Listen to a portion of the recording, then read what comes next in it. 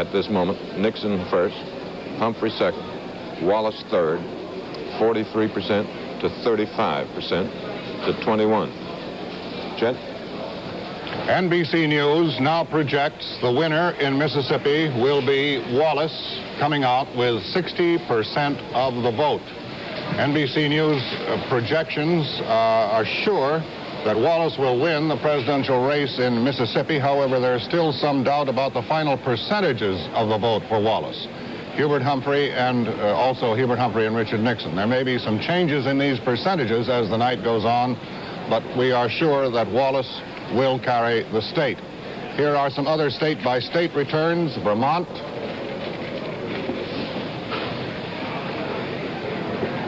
Vermont, 1% of the vote in, still fragmentary returns, Nixon leading. New Hampshire, about the same in New Hampshire, only fragmentary returns, Nixon leading. Ohio, 2% of the vote is in Ohio. Those figures are gradually climbing. Nixon with 49%, Humphrey with 40%, Wallace with 11%. Virginia, less than 1% of the vote in. These are only fragmentary returns, but there Humphrey is in the lead. And in West Virginia, less than 1% of the vote in, still fragmentary returns, Nixon in the lead. Now, on the basis of returns thus far, it looks to NBC News projections as if it's going to be a close presidential race. Thus far, there are no decisive signs for either Nixon or Humphrey, and there is nothing in the popular vote thus far that points to a clear majority in the Electoral College for either of the major party candidates.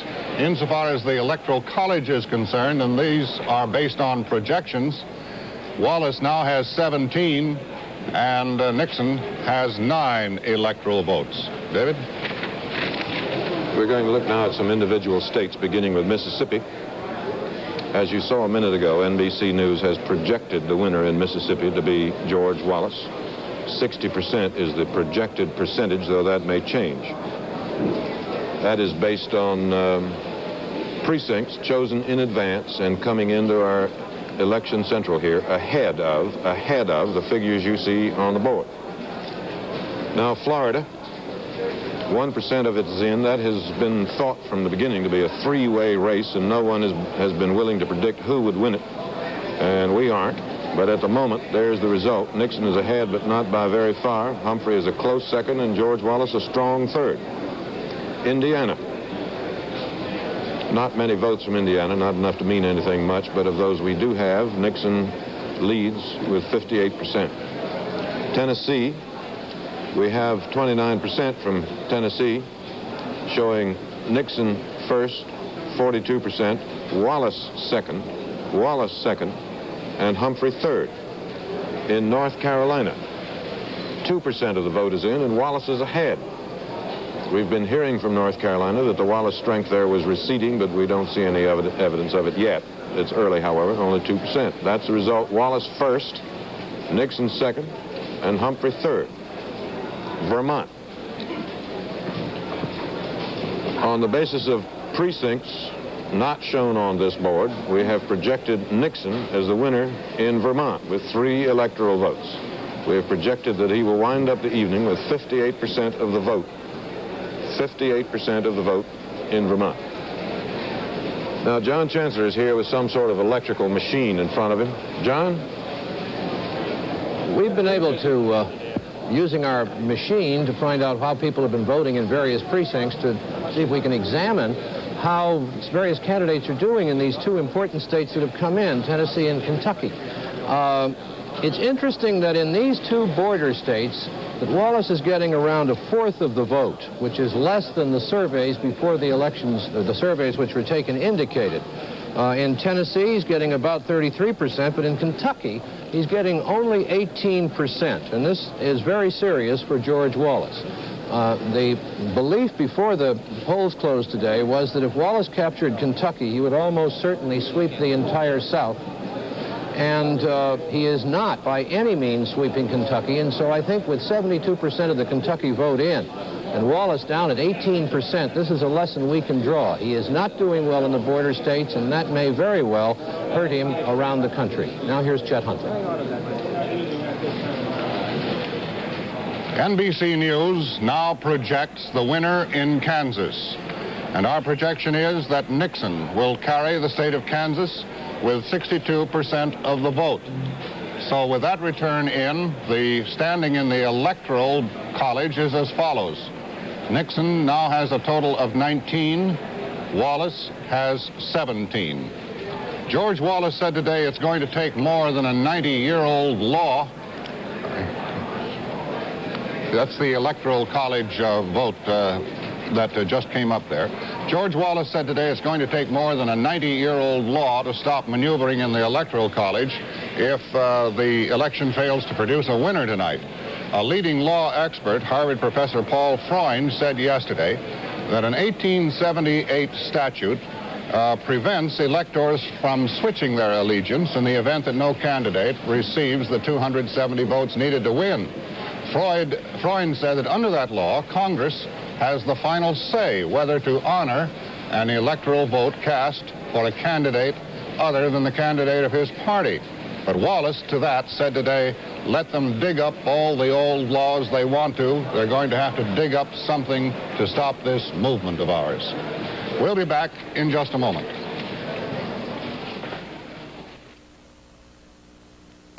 We're back in Election Central, and we're going to look first at our big popular vote total. That is the votes counted votes across the country. In those places where the polls are closed, of course, 2% of it, 2% in. Nixon has a lead of 8%, 43 to 35.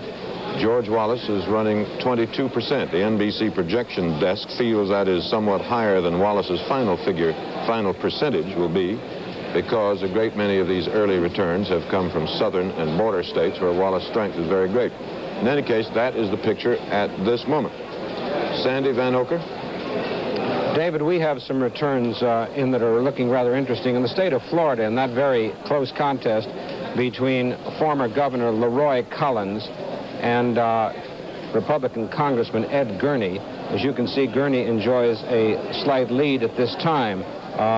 The fact that Collins was a moderate on racial issues when he was a governor in the 50s there is an issue in the campaign. He has cried foul because Gurney is distributing, or has distributed, a picture showing Collins with Martin Luther King, the late Dr. Martin Luther King, in Selma, Alabama, when Collins was the community relations director in the Kennedy and Johnson administrations.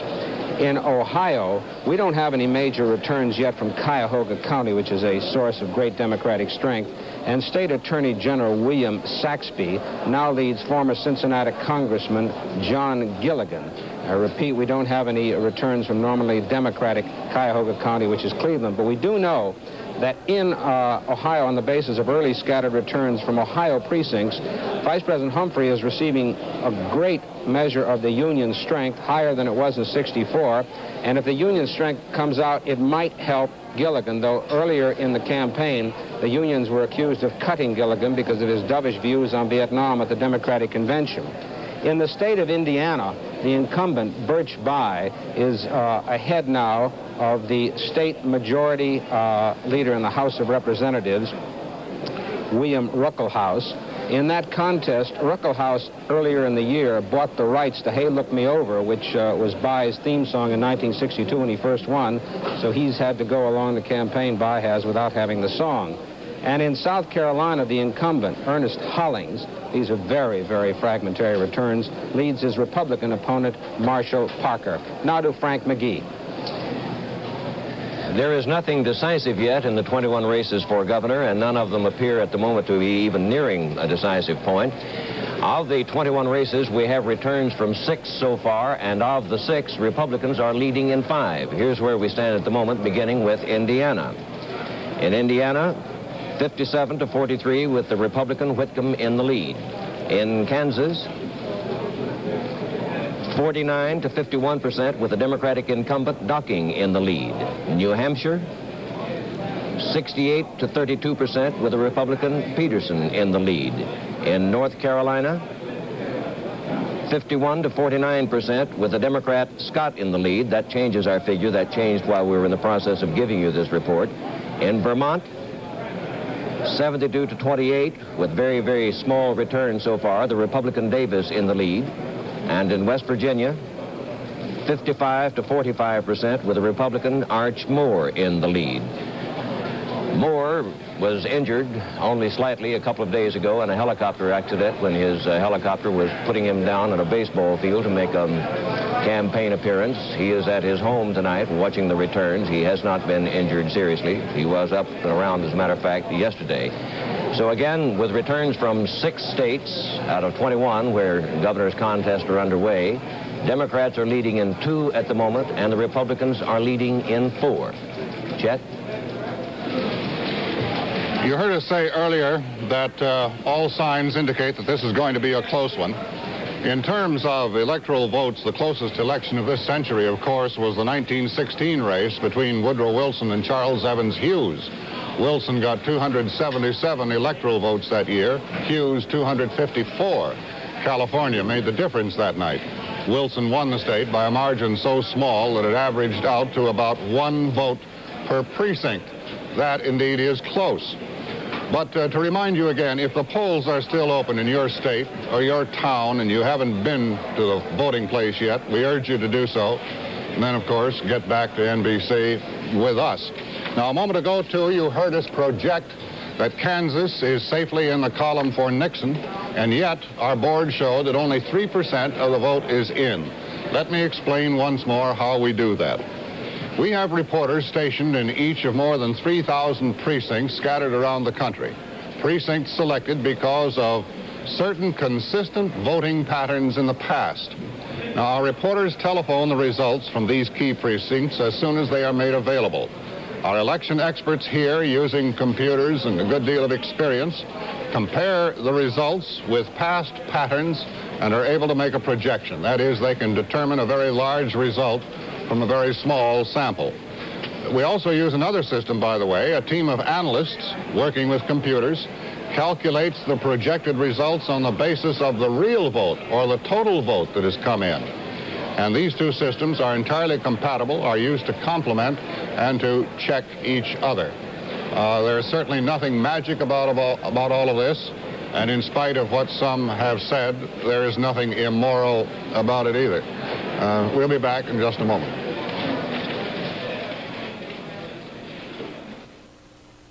Chet, you were talking a minute ago persuasively and even eloquently about how these sample precincts are chosen and transmitted rapidly to us here in the studio. In Illinois, or from Illinois, these sample results have been sent to us here, and the NBC News projection desk has looked at them and found that the 3 races, president, governor, and senator, the 3 races are too close to project at this time. Now we're going to look at 4 states, beginning with Florida. In Florida, we have about 5% of the vote in. Nixon is in the lead. This is, as we said before, this has been thought from the beginning to be very close, and no one is sure how, no one has been willing to guess how it would turn out. Nixon is leading now with 38%. Humphrey is second with 33, and George Wallace is a strong third with 28. In North Carolina, 2% of it is in.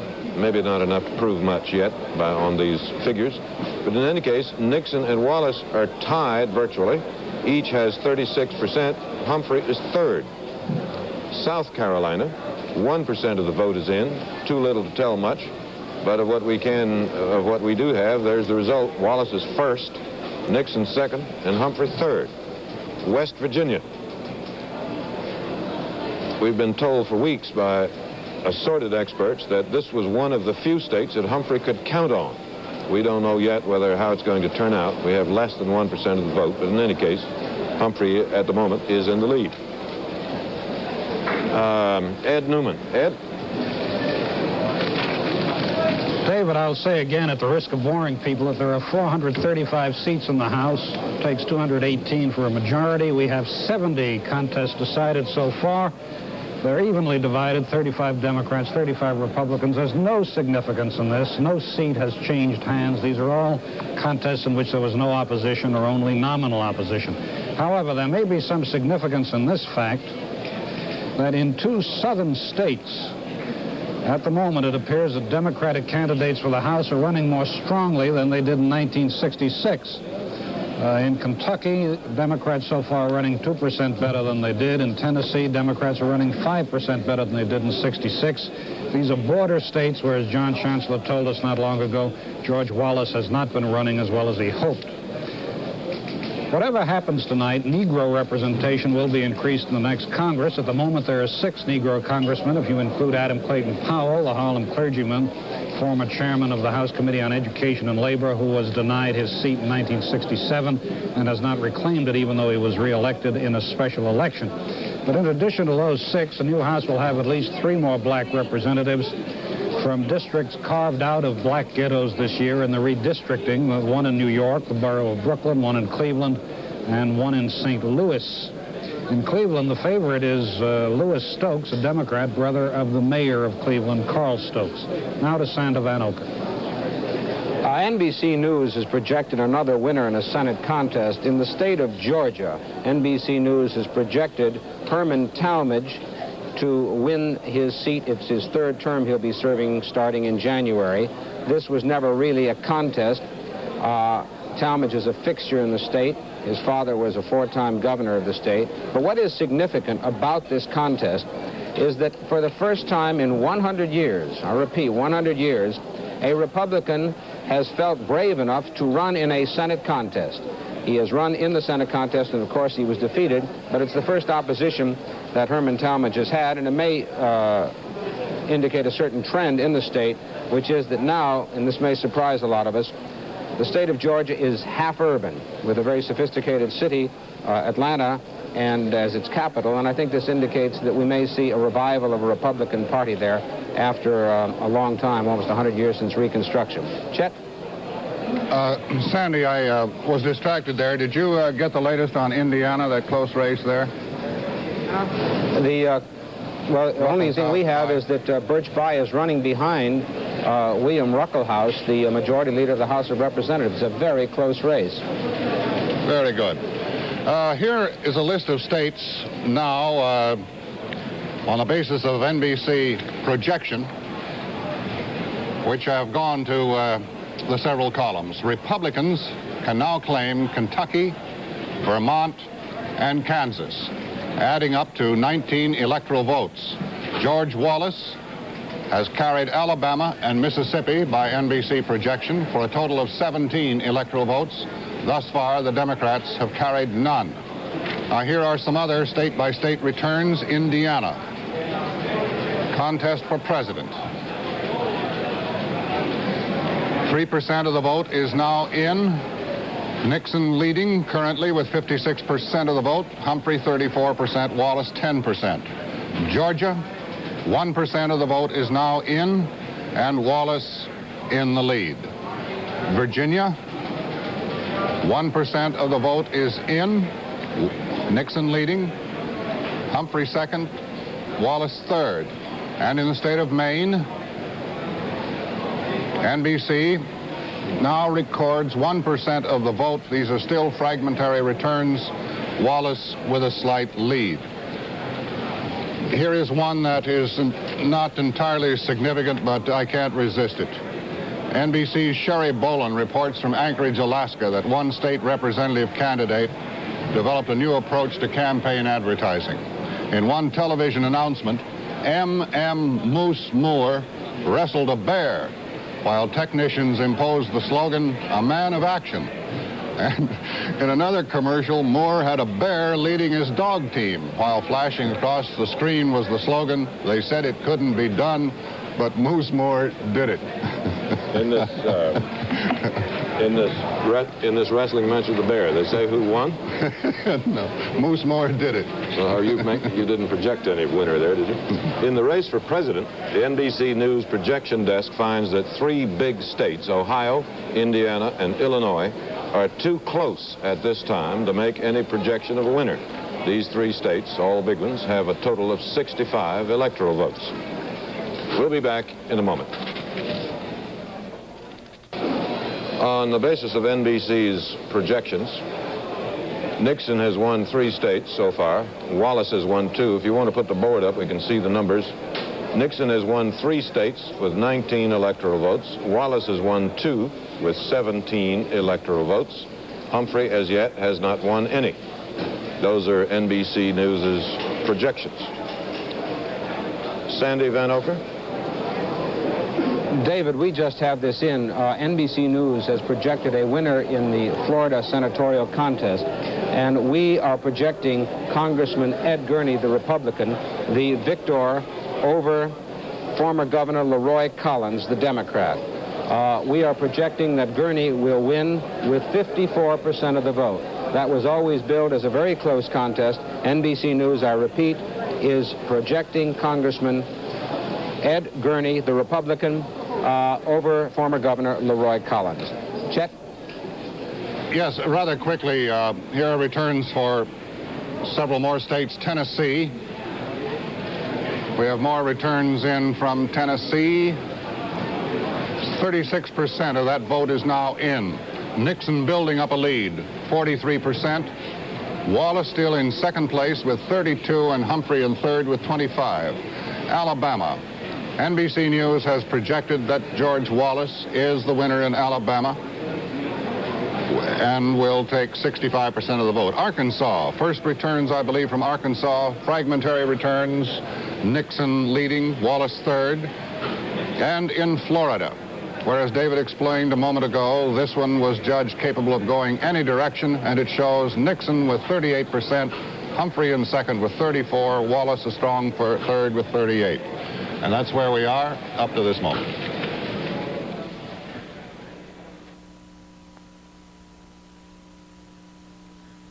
A vote comparison on these things? WSM Television, Color 4, Nashville, Tennessee. And about 500,000 for Wallace. 42%, 34%, and 23%. Chet? The following states have now gone Republican or for Nixon: Kentucky, Vermont, and Kansas, with a total of 19 electoral votes. West Virginia has gone Democratic or for Humphrey for a total of 7 electoral votes. Alabama and Mississippi have gone Wallace for a total of 17 electoral votes. And we call your attention to this map. These states that you see on the map are states where the polls are still open. Voting is still in progress. We urge you again, if you live in one of these states, and if you have not yet voted, do so, go to the polls, and exercise your franchise of an American citizen. David? Now let's look at Ohio. In Ohio, we have 6% of the vote now. Nixon is in the lead with 48%. Humphrey second with 40, and George Wallace 11%.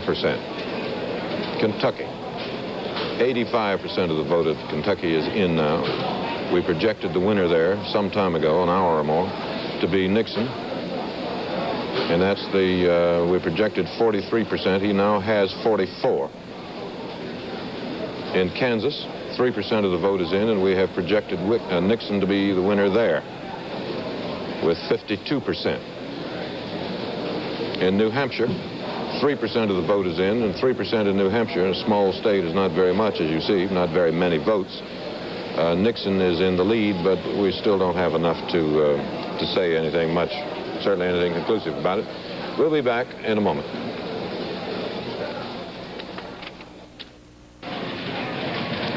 Due to relaxed requirements for absentee ballots and the large number of servicemen in Vietnam and Europe, requests for such ballots this year have been at record levels. Both major parties have been courting an estimated 2 million eligible military voters. It's not possible to estimate the overall absentee vote because many states don't keep accurate totals of them. And in most states, absentee ballots are counted along with the regular votes. By the way, some of these ballots have to be counted tonight. Others may be counted several days later. In the state of Washington alone, there are an estimated 100,000 absentees. New Jersey has an estimated 112,000 absentee ballots. We know that there are at least 500,000 absentee ballots throughout the nation to be counted sometime before the books are finally closed on this election, and indeed there may be more than that. My attention has been called to the state of Tennessee, 39% of the vote is now in, and NBC News projects that Nixon has carried the state of Tennessee with 41% of the vote. To Sander Van Oker. Senator? Chet, one of the races we're paying special attention tonight to is the Senate race in the state of Ohio between former Cincinnati Congressman John Gilligan, who defeated the incumbent Frank Lausche in the Democratic primary, and State Attorney General William Saxby, who now leads, as you can see. And why we're paying special attention to this is the role that labor is or is not playing in behalf of Gilligan. You see, the AFL-CIO didn't endorse Gilligan until September 27th, even though it gave him very great support against Lausche in the primary. And the reason it didn't was his lukewarm attitude toward Vice President Humphrey before the convention. He didn't endorse him until afterward. And his work in behalf of a dovish plank at Chicago on the subject of Vietnam. Allegedly, the AFL-CIO didn't give Gilligan enough money, gave him reportedly $100,000. He expected twice that much, and he had to cut down on his television time, which he didn't have to do in the primary when he defeated Lausche. The trouble is that in the state... Yeah. Go ahead. Well, go ahead. Wasn't Gilligan saying in Chicago that if they nominated Humphrey, it would make it very difficult for him? That was the whole point. The people like Gilligan, Bill Clark running against Dirksen, others like them in the platform committee. They said, we can't go home if we don't go home with a peace plan. And when he went home without a peace plan, he angered labor. He didn't satisfy the McCarthy supporters in the state. And if you don't have organized labor behind you and you're a Democrat in Ohio, you're in trouble, because when organized labor gets behind a candidate, as they did behind Stephen Young, you remember in '58, opposing John Bricker, who voted for right-to-work laws, then you as a Democrat are in deep trouble. And especially in the state of Ohio, because William Saxby was the only major Republican in the state in 1958 who opposed right-to-work. So it's a great question about how much support Gilligan will get from labor. If he doesn't get a great deal, then he's going to be in deep trouble in Ohio. Sandy, just glancing at your board, I can't quite see all of it, but it seems to me the only one still in doubt and on which we do not have a projected conclusion is Indiana again. What do you show there? Indiana, we have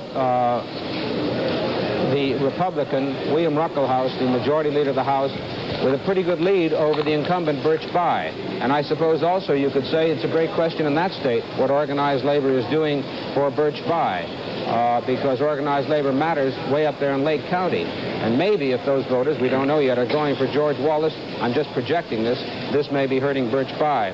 I think John Chancellor has some more information on what labor is doing in the presidential contest in Ohio. Is that right, John? Yes, I do, and it's quite interesting. Vice President Humphrey is receiving 51% now by our calculations, and that's rough. He's receiving about half of the Union vote in Ohio, compared to about a third of the Union vote for Nixon, and what we calculate now at 17% for Wallace. This is very interesting. Wallace should have done better than that, but also Humphrey, according to the close connection between organized labor and Democrats in Ohio, should have done better. 50% of the vote is not as good as Lyndon Johnson's 3/4 of the labor vote, 78% in the final reckoning in Ohio in 1964. Also, Nixon, with about a third of the labor vote, is doing much better than the Republicans did in a two-way contest in Ohio 4 years ago. In that contest, running against President Johnson, the Republican Goldwater got 22% of the labor vote. Now, there are many complicated factors involving in this, but one of the suggested indications here in these figures is that organized labor coming out on behalf of Hubert Humphrey against George Wallace may in fact have won some votes in labor for Nixon, which is quite interesting. The turnout rate, the number of labor families that went to the polls today is, according to our estimates, a good bit higher than it was in 1964. So while the situation is mixed, Humphrey is not doing as well as the Democrats did 4 years ago in Ohio, but neither is George Wallace doing as well as he had hoped in that state. Nixon, as a matter of fact, is doing a little bit better in some Democratic areas than anybody had expected him to, and the Republican voters there who deserted the party, the Goldwater Republican Party 4 years ago, seem to be returning to the Nixon Party now. This is, I think, you'll see a good bit of this tonight. Vermont traditionally a Republican state, deserted the Republican Party in 1964 and has returned to the fold this time. Now here's Frank McGee. Republicans had been expected to win some governor's races where popular Democrats decided either to retire or to seek another office, and that is happening tonight in Vermont. NBC News has projected a winner in the state of Vermont, the Republican Dean C. Davis, who currently is garnering 59% of the vote to the Democratic John Daley's 41%. Our projection is that when all the tabulating is done, Davis will be the winner by 58%. Interestingly enough, that's the same margin by which Nixon is currently carrying the state. Davis is 67 years old. He's chairman of the board of the National Life Insurance Company. He hasn't held an elective office in 30 years, and he's an old-line conservative. He said his recipe for the state of Vermont would be a little bit of fiscal conservatism, a little bit of economy in state expenditures, a little bit of slowing down, he said, to permit growth on the part of the state. He will take the place of Philip Hoff, the Democratic governor who retired after 3 two-year terms. It's a tough loss for the Democrat, John Daley, who at 45 years old is the father of 11 children. Had he won, he would have been the new champion in that department, surpassing New Jersey's Governor Richard Hughes, the current title holder, with 10 children. David? Thank you. NBC News projects Nixon the winner in Florida in the presidential election in Florida with 40% of the vote. It turned out to be pretty close as forecast.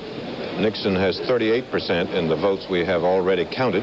We project that he will have 40 when they are all counted. Now we're going to look at 4 other states, beginning with Illinois.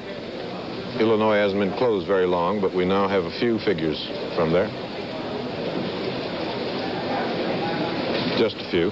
Nixon is ahead, but the figures are so few in number that they don't mean much. South Carolina, 5% in from South Carolina.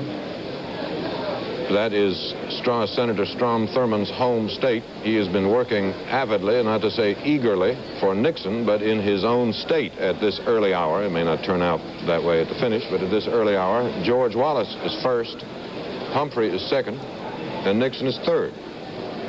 In Arkansas, less than 1%, hardly worth spending any time on that. But anyway, there are our first figures from Arkansas. There's too few to mean anything. In Georgia, 3% is in. Wallace is well in the lead in Georgia at this early hour, 52%, 13,000 votes, more than his 2 opponents combined. Chet? Some more returns from various states. Indiana, for example.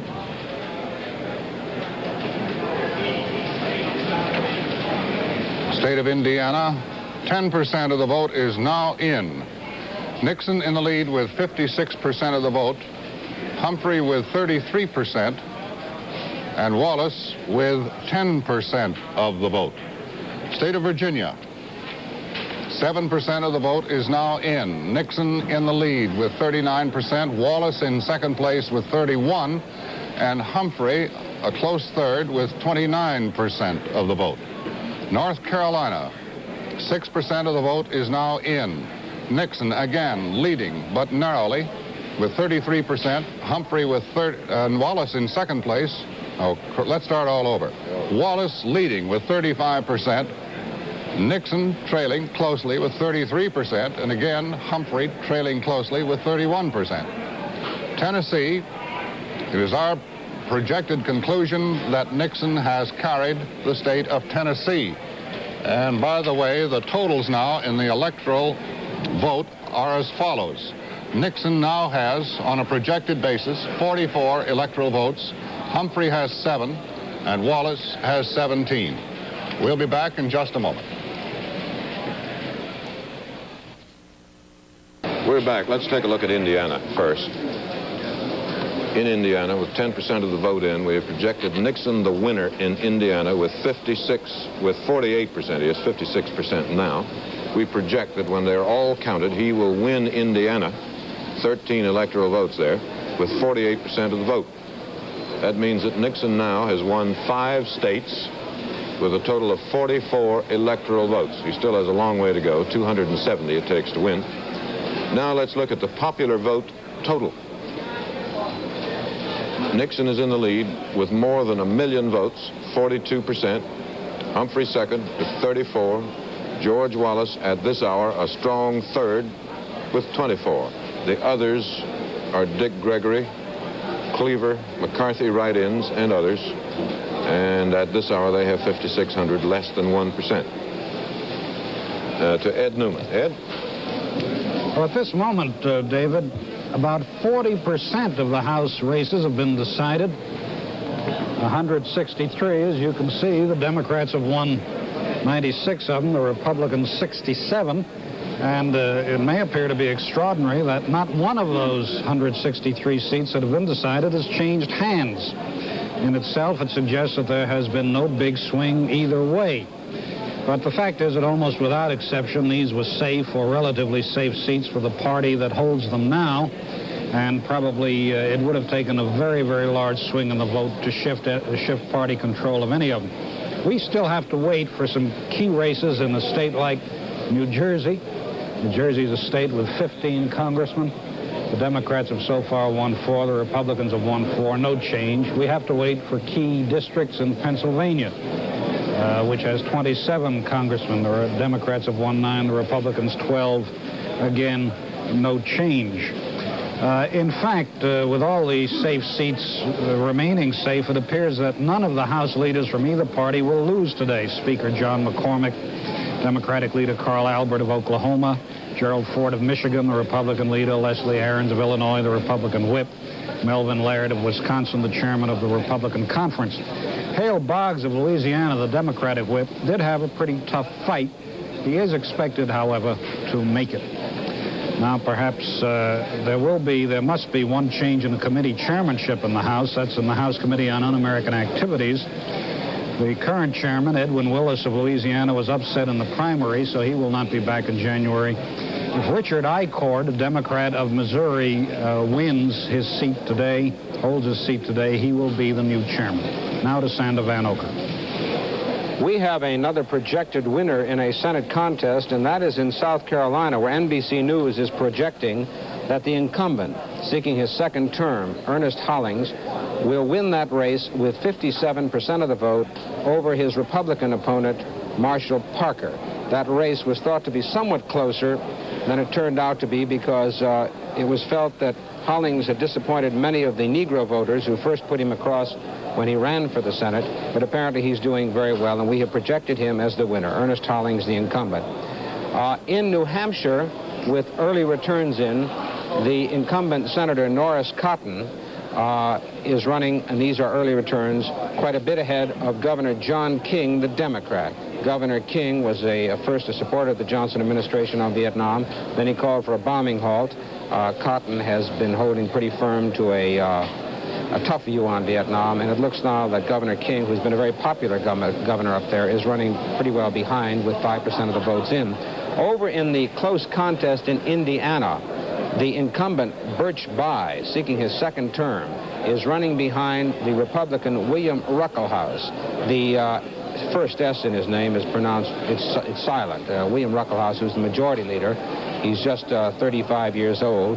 Bayh is 40, so that's a spirited contest now between two young men. Over in Ohio, there is another close contest between former Cincinnati Congressman John Gilligan, who is now trailing the State Attorney General, William Saxby. So far as we know, the expected heavy Democratic vote from Cuyahoga County has either not started to come in or is just trickling in at this point, but we'll be paying close attention to this close race. David?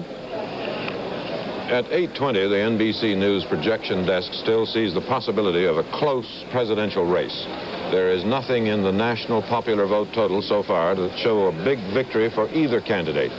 Nixon is in the lead in the popular vote, but the big industrial states of the North, where Hubert Humphrey's strength lies, have not yet been heard from. The percentage of vote for Wallace seems a little high, but perhaps because of the early closing time of states in the Deep South, where he is strongest. We'll be back in a moment.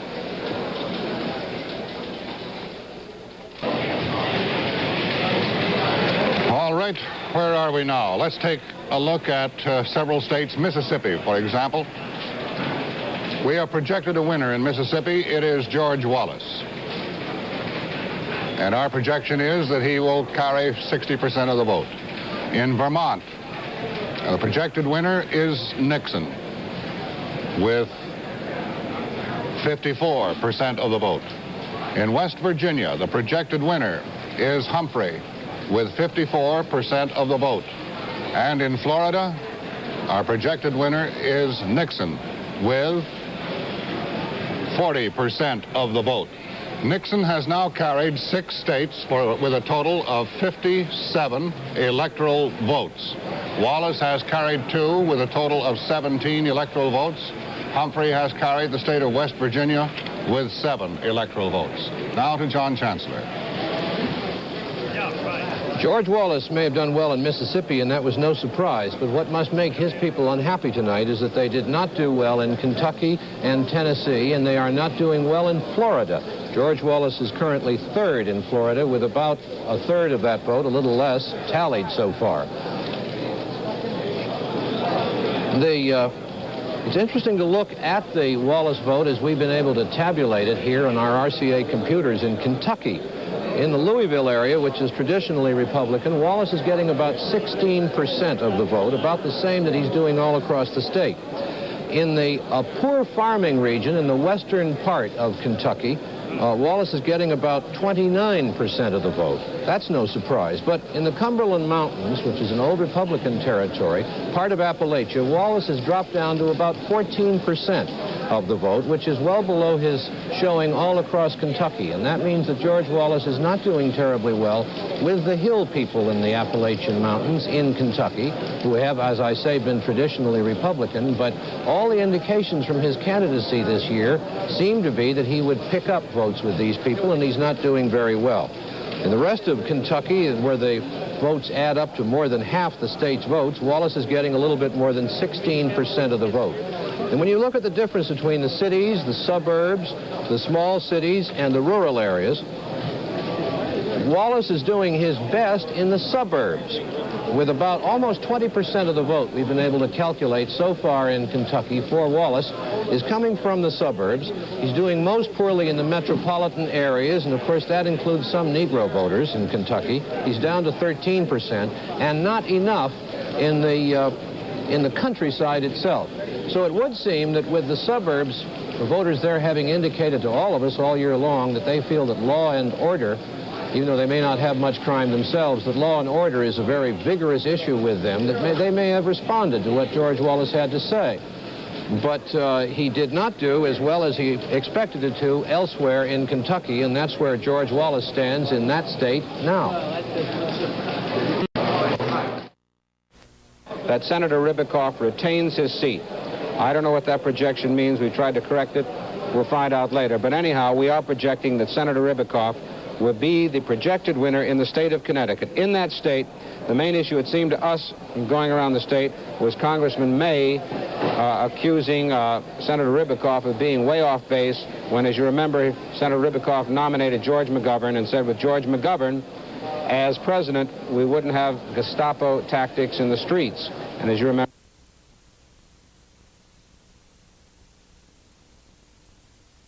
Ribicoff retains his seat.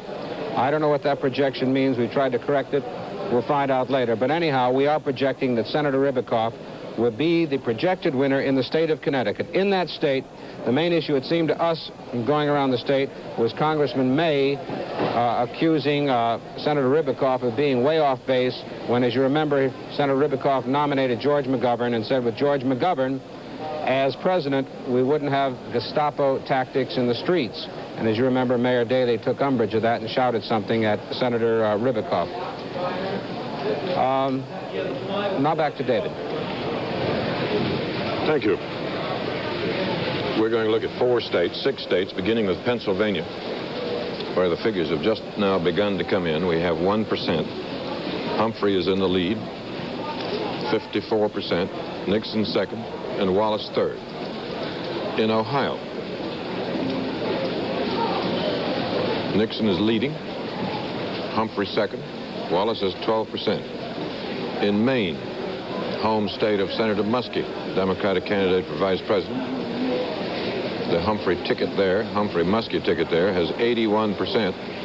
Nixon 18%, and Wallace 1%. New Hampshire, 7% of New Hampshire is in. Nixon is in the lead. Humphrey second, Wallace a weak third. Connecticut. Connecticut just closed a half hour ago, but they're all voting machines, and so they come in quite fast. We have 3%.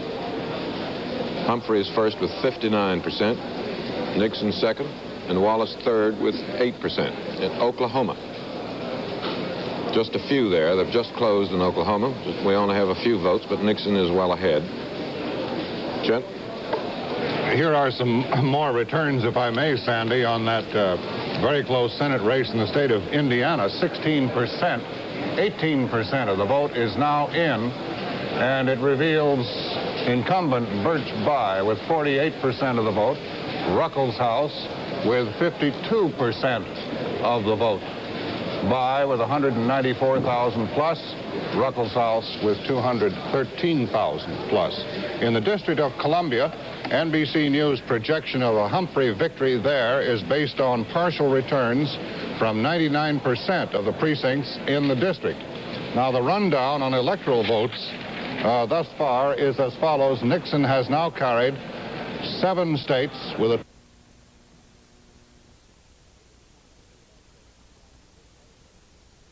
the incumbent, who had some problems with labor and some accusations leveled at him by Life magazine.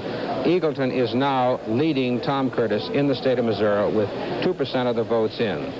In the state of Illinois, we have the Republican minority leader, who seems to be becoming a fixture in the United States Senate, Everett Dirksen, now leading his Democratic opponent, William Clark. As you remember, William Clark was the hand-picked candidate of the Daley organization, but he broke in Chicago. A member of the Platform Committee, he voted for a minority plank on Vietnam, the Dove plank, and he also endorsed George McGovern. And not much has been done for Mr. Clark by the Daley organization and the Democratic organization in the state of Illinois, and Senator Dirksen, with 1% of the vote in, has a very healthy margin. Another contest in Oklahoma, where a long-time Democratic incumbent, Senator Mike Monroney, is now behind the former governor of the state, Henry Bellman, who was an early supporter of Richard Nixon.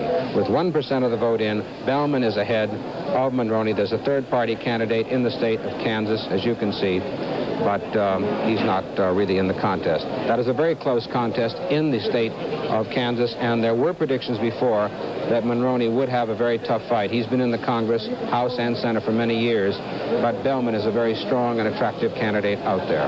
Frank? NBC News has projected another winner in a governor's race, this one in New Hampshire. With 7% of the vote in, the Republican Walter Peterson is getting 63% to the Democrat Emile Boussier's 37%. It is our projection that when the tally has been completed, Peterson will be the winner with 59% of the vote.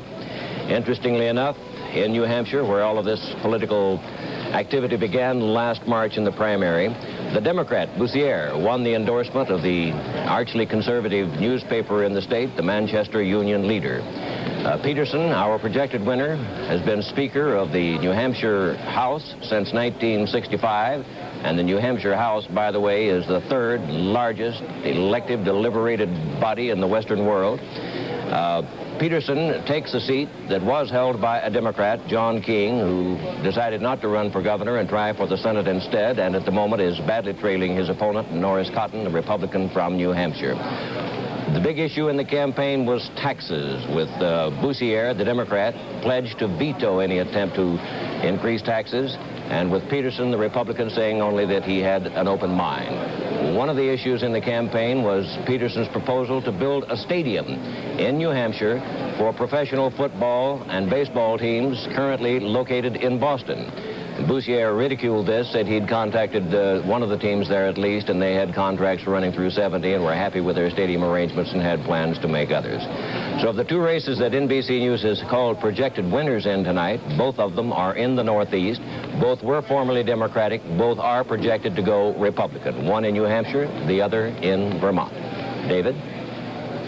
Thank you, Frank. In Connecticut, NBC News projects the winner in the presidential race in Connecticut to be Hubert Humphrey with 49% of the vote. Connecticut, as we have said, is entirely equipped with voting machines, and the results come in quite fast. Here are reports from some new states, I believe. New Jersey, with 4% of the vote in. There is a close one. Humphrey and Nixon tied at the moment with 45% of the vote.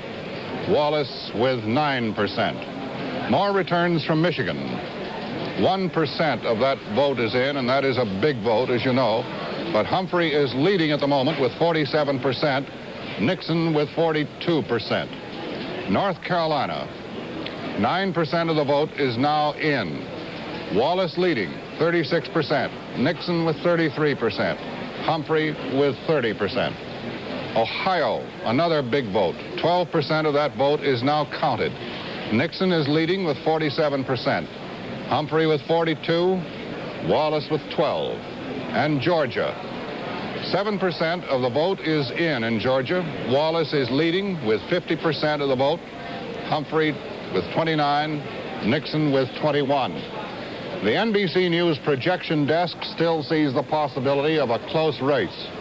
Richard Nixon's strong showing in the border states does not necessarily guarantee him a majority of the votes in the Electoral College. If Humphrey runs strong in the big states, and we've just seen that so far he is, the election could be deadlocked with neither man gaining the 270 electoral votes needed for outright victory.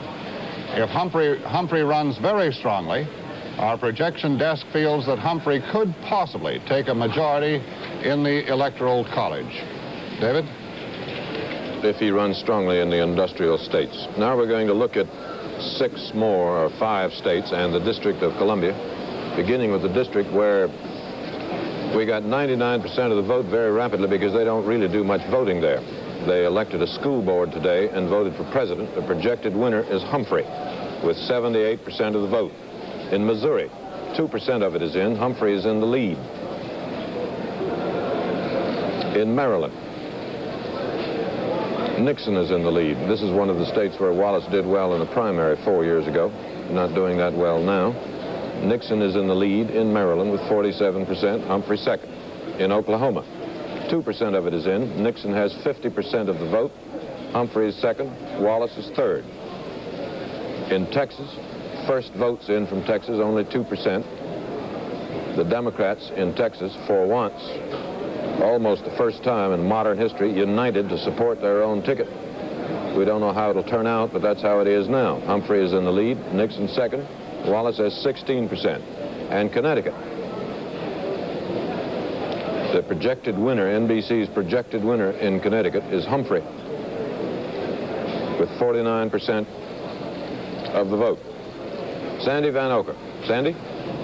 David, NBC News has now projected 8 winners in senatorial contests. We have 34 senatorial contests tonight. I'd like very quickly to go over and see who are the projected winners. Starting first with the state of Connecticut, where the incumbent Abraham A. Ribicoff is our projected winner. Obviously, he was helped by the strong showing that Vice President Humphrey made in the state. In the state of Alabama, Lister Hill, a veteran Democrat, is being replaced by the lieutenant governor, according to our projection, James Allen, who is a strong supporter of George Wallace. Again, that remains a Democratic seat. In the state of Florida, where Democrat George Smathers is retiring, the former governor, Leroy Collins, we project, is running against Ed Gurney, a congressman. We project Congressman Gurney is the winner in the state of Florida. Therefore, that is a Republican gain. In the state of Georgia, the seat now held by Herman Talmadge, seeking his third term, we project that Herman Talmadge is the winner in the state of Georgia. In the state of Kentucky, a seat being vacated by Thurston Morton, a Republican, we have projected that Judge Marlowe Cook of Louisville is the projected winner over State Commerce Commissioner Catherine Peden, who is on the President's Commission on Civil Disorders, the Kerner Commission. Judge Cook took a very stern view of law and order. This may have contributed to Miss Peden's defeat. In the state of North Carolina, the incumbent Sam Ervin, we project that he is the winner over Robert Summers, his Republican opponent. And in the neighboring state of South Carolina, we project that the Democratic incumbent, Ernest Fritz Hollings, can we get a shot of South Carolina? Yes. Is the projected winner over his Republican opponent, Marshall Parker. As we said earlier, there was some thought that perhaps the Negroes who helped Hollings go to the Senate the first time would cut him. Apparently, he is not being cut. He is the winner. Two other contests, two incumbents in Louisiana. Russell Long, the incumbent Democrat, he is unopposed. One other incumbent who's unopposed is the venerable George Aiken of Vermont. He is unopposed in the state of Vermont. David? Sandy, by rapid calculation here, I believe the results of all that amount to one net gain for the Republicans, right? State of Florida. That's right. David? NBC in Massachusetts. In Massachusetts, NBC News projects the winner in the presidential race in that state, Hubert Humphrey, with 61%. This, again, we'll explain again, this projection is based on selected sample precincts. Even though there aren't any numbers on the board, these precincts are already in. We get them with extreme rapidity because they come directly here. Selected precincts in Massachusetts. On that basis, we have projected Hubert Humphrey the winner in that state. John Chancellor? It is interesting when we look at how well Hubert Humphrey is doing or likely to do in the big states that he is, and I'm checking the figures on here, in Massachusetts, according to our precincts that are in here, he's getting about 74% of the labor vote in Massachusetts. These were just tallied. In the big states in the industrial Midwest, in Illinois, Indiana, Ohio, and Michigan, although Indiana has already gone for Nixon, Humphrey is receiving 69% of the labor vote. And while that isn't quite as good as the Goldwater-Johnson election was in terms of labor people voting for the Democrats, it is quite good and ought to be quite an important thing as we go through the evening for Hubert Humphrey.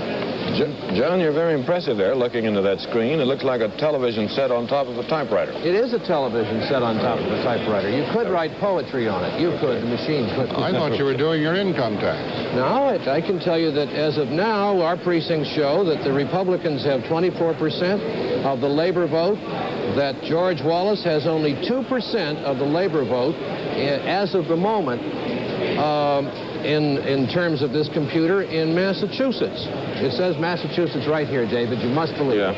I'd like to have one of those in my home. Well, RCA won't sell you. I don't know. Maybe they will sell you one. But I've been playing with it for some time. I can think of a lot of questions I could ask you. Well, I've been asking it some questions tonight. One of the questions we asked it was, how well is George Wallace doing in the South compared to what we thought he would do in the South in terms of, say, the last Lou Harris poll? The last Lewis Harris poll, taken on the 1st and 2nd of November, had Wallace with 30% of the vote in the South, Nixon and Humphrey each with 33%. The figures which we see now indicated here, and these are tentative figures still, show us that Wallace has 26% of the vote. So he's dropped. People went to the polls and didn't vote for him. Apparently some people who told the pollsters they would. Nixon is holding 40% overall the whole South, and Humphrey at 33%. Now, so that we do get a pattern that George Wallace has a smaller vote in the South, is being held in the border states from moving out of the South, and we'll be checking that as the evening goes along. Now back to you, Chet. The projected electoral standing very quickly. Humphrey now has 32 electoral votes, Nixon 69, Wallace 17. 420 are still up for grabs. No one is even close yet. No one is even close yet to any sort of victory. And I'm asked to go quickly to the following message.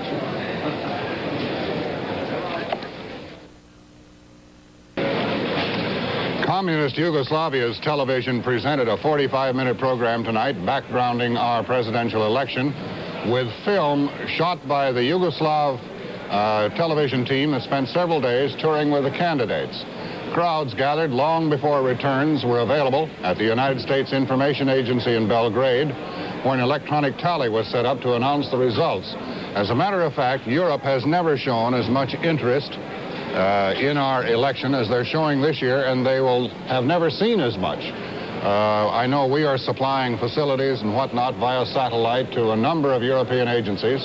Harry's Bar, by the way, took its usual and traditional poll in Paris, had Nixon the winner by one vote. And the BBC, of course, in London is taking several hours of this television, of these election results. To Frank McGee. As the polls close across the country, we get more returns, and we'd like to bring you the results of some of those governor's races now in which we've not been able to report previously, beginning with Illinois.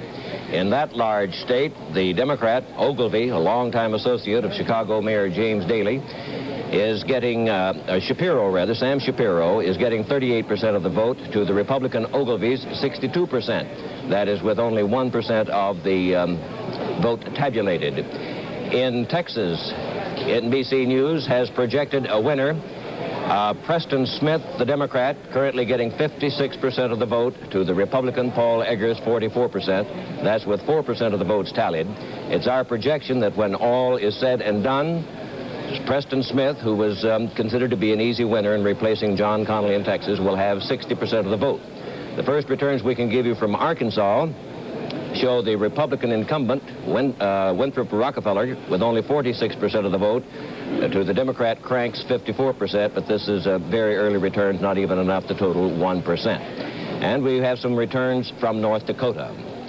There, the Republican, McCarney, is getting 61% of the vote to Democrat incumbent Guy's 39%, but that again is with less than 1% of the vote tallied.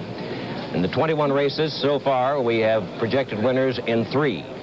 One is a Democrat replacing a Democrat for no net gain. The other 2 are Republicans replacing Democrats for a net gain of 2. David? Thank you, Frank. Let's look at the popular vote total. Nixon has 41% of it, Humphrey 37, which means that Humphrey is closing in on Nixon. At one time this evening, there were 8 percentage points dividing them. Now there are 4. And Wallace is holding very strongly at 21%. That's the standing at this hour with 8%, about 6 million votes counted now, 8% of it in. And we'll be back after this message. We're back in Election Central, and now let's look at Michigan. In Michigan, we have projected the winner in that state in the race for president to be Hubert Humphrey with 49% of the vote. It has been thought from the beginning to be very close in Michigan, very close.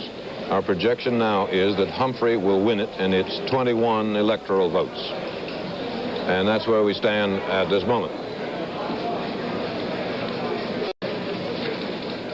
Getting back to that tight Senate race again in the state of Indiana, the one that has been up in the air all evening, now with 24% of the vote in. Ruckelshaus has 51% of the vote. By with 49%. By coming up rather dramatically in these last few moments. And I recall, Sandy, that 6 years ago, By's strength didn't show until rather late. Apparently, Lake County returns are late in coming in. David? Let's look at the popular vote total. The popular vote total. And it shows, again, that Humphrey is closing in on Nixon. There are now 3 percentage points separating them. Earlier in the evening, there were 8. There are about, I won't try to do any subtraction on the air because a mistake would be too public, but as you see, it is something like 300,000 votes separating them out of about 6 million. 38% for Humphrey, 41% for Nixon, 21% for Wallace. Now the electoral votes, those based on NBC's projections of states already won, show Nixon the projected winner in 8 states having 77 electoral votes, Humphrey in 5 with 53, Wallace in 2 with 17. 36 states remain undecided. As you see, Nixon has 77, but that's still a great distance from having the 270 he needs to win. To Ed Newman. Ed? In the House, of the 435 contests, 222 have now been decided. That's more than half, if my arithmetic is correct. And not a single seat has changed hands. The Democrats have won 128, the Republicans 96. And we have to say again that all of these were safe seats, or relatively safe seats, and they have gone as it was forecast that they would. Now, of course, it matters who gets the greater number of members in the House, the Republicans or the Democrats, because the party that does organizes and controls the House, elects the Speaker, names the committee chairman, and so on. But there's something else to think about in the House races, especially in this very close election, and that is that if the presidential race goes into the House, the new president will be named there. And that depends on who controls the majority of state delegations. So we're bringing up a new board who controls these particular state delegations. At the moment, the Democrats control 5, the Republicans 1. Democratic states so far: Georgia, Mississippi, Missouri, Texas, West Virginia, the Republican Ohio. These are very early times. I don't want to attempt to draw any conclusions about this. The race may not go into the House. If it does, nobody can say what will happen. But if it does go into the House, it's extremely important who controls the majority of state delegations, because each delegation, no matter what the state size, gets 1 vote. So we'll be watching that very closely also. Now to Sander Vanoker. We have 2 projected winners, 2 new projected winners in the senatorial contest. The first is in the state of Maryland, where NBC News projects the winner, Republican Congressman Charles McMathias from suburban Maryland County, that's right around Washington, as the projected winner over the incumbent Senator Daniel Brewster. Brewster was a very strong supporter of President Johnson's on Vietnam. In the contest, you may remember that name. If we can hold that a minute, we're projecting Mathias. Can we go back?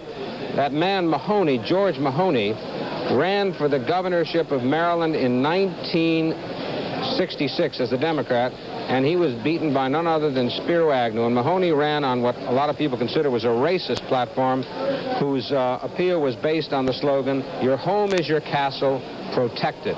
That was in opposition to the open housing, and Spiro Agnew beat him. The other projected winner we have, the new projected winner, is in the state of New Hampshire, where the incumbent, Norris Cotton, we project is the winner over Governor John King, the Democrat. There is an incumbent who may be in trouble in the state of Pennsylvania, and that is Joseph Clark, the Democratic senator in the state of Pennsylvania. If we can move to the Pennsylvania board, we'll look at the situation over there.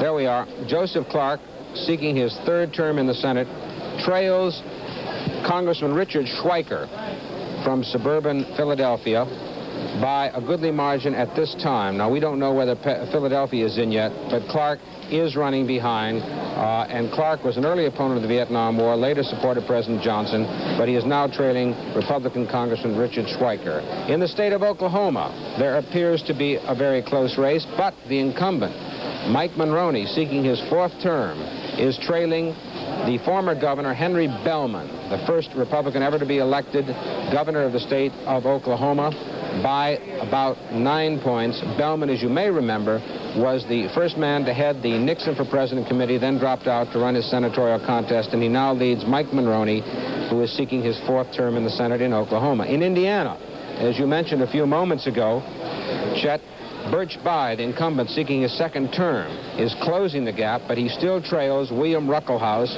a young man, 35. Bayh is a young man, too. He's 40, in that contest in the state of Indiana. In the state of Missouri, the lieutenant governor, Thomas Eagleton, who defeated the incumbent, Edward Long, in the Democratic primary. Eagleton was a McCarthy supporter, favored a ceasefire in Vietnam. He's very liberal. He is now leading Representative Tom Curtis, a very able member of the House of Representatives, Republican, on the House Ways and Means Committee. Curtis is considered the hardest working member of the House of Representatives, and he is now trailing Eagleton.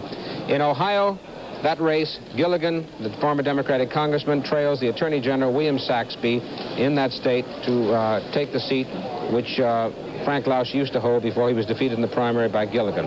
Now, Chet.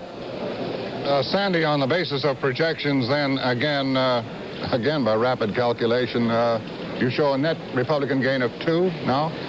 2 seats, yes. 2 seats. Florida, where the issue was law and order, Gurney hit it very hard, and they have picked up a seat in Maryland, because that's a little harder to figure out, because Brewster, as I say, took a very tough position on the war in Vietnam.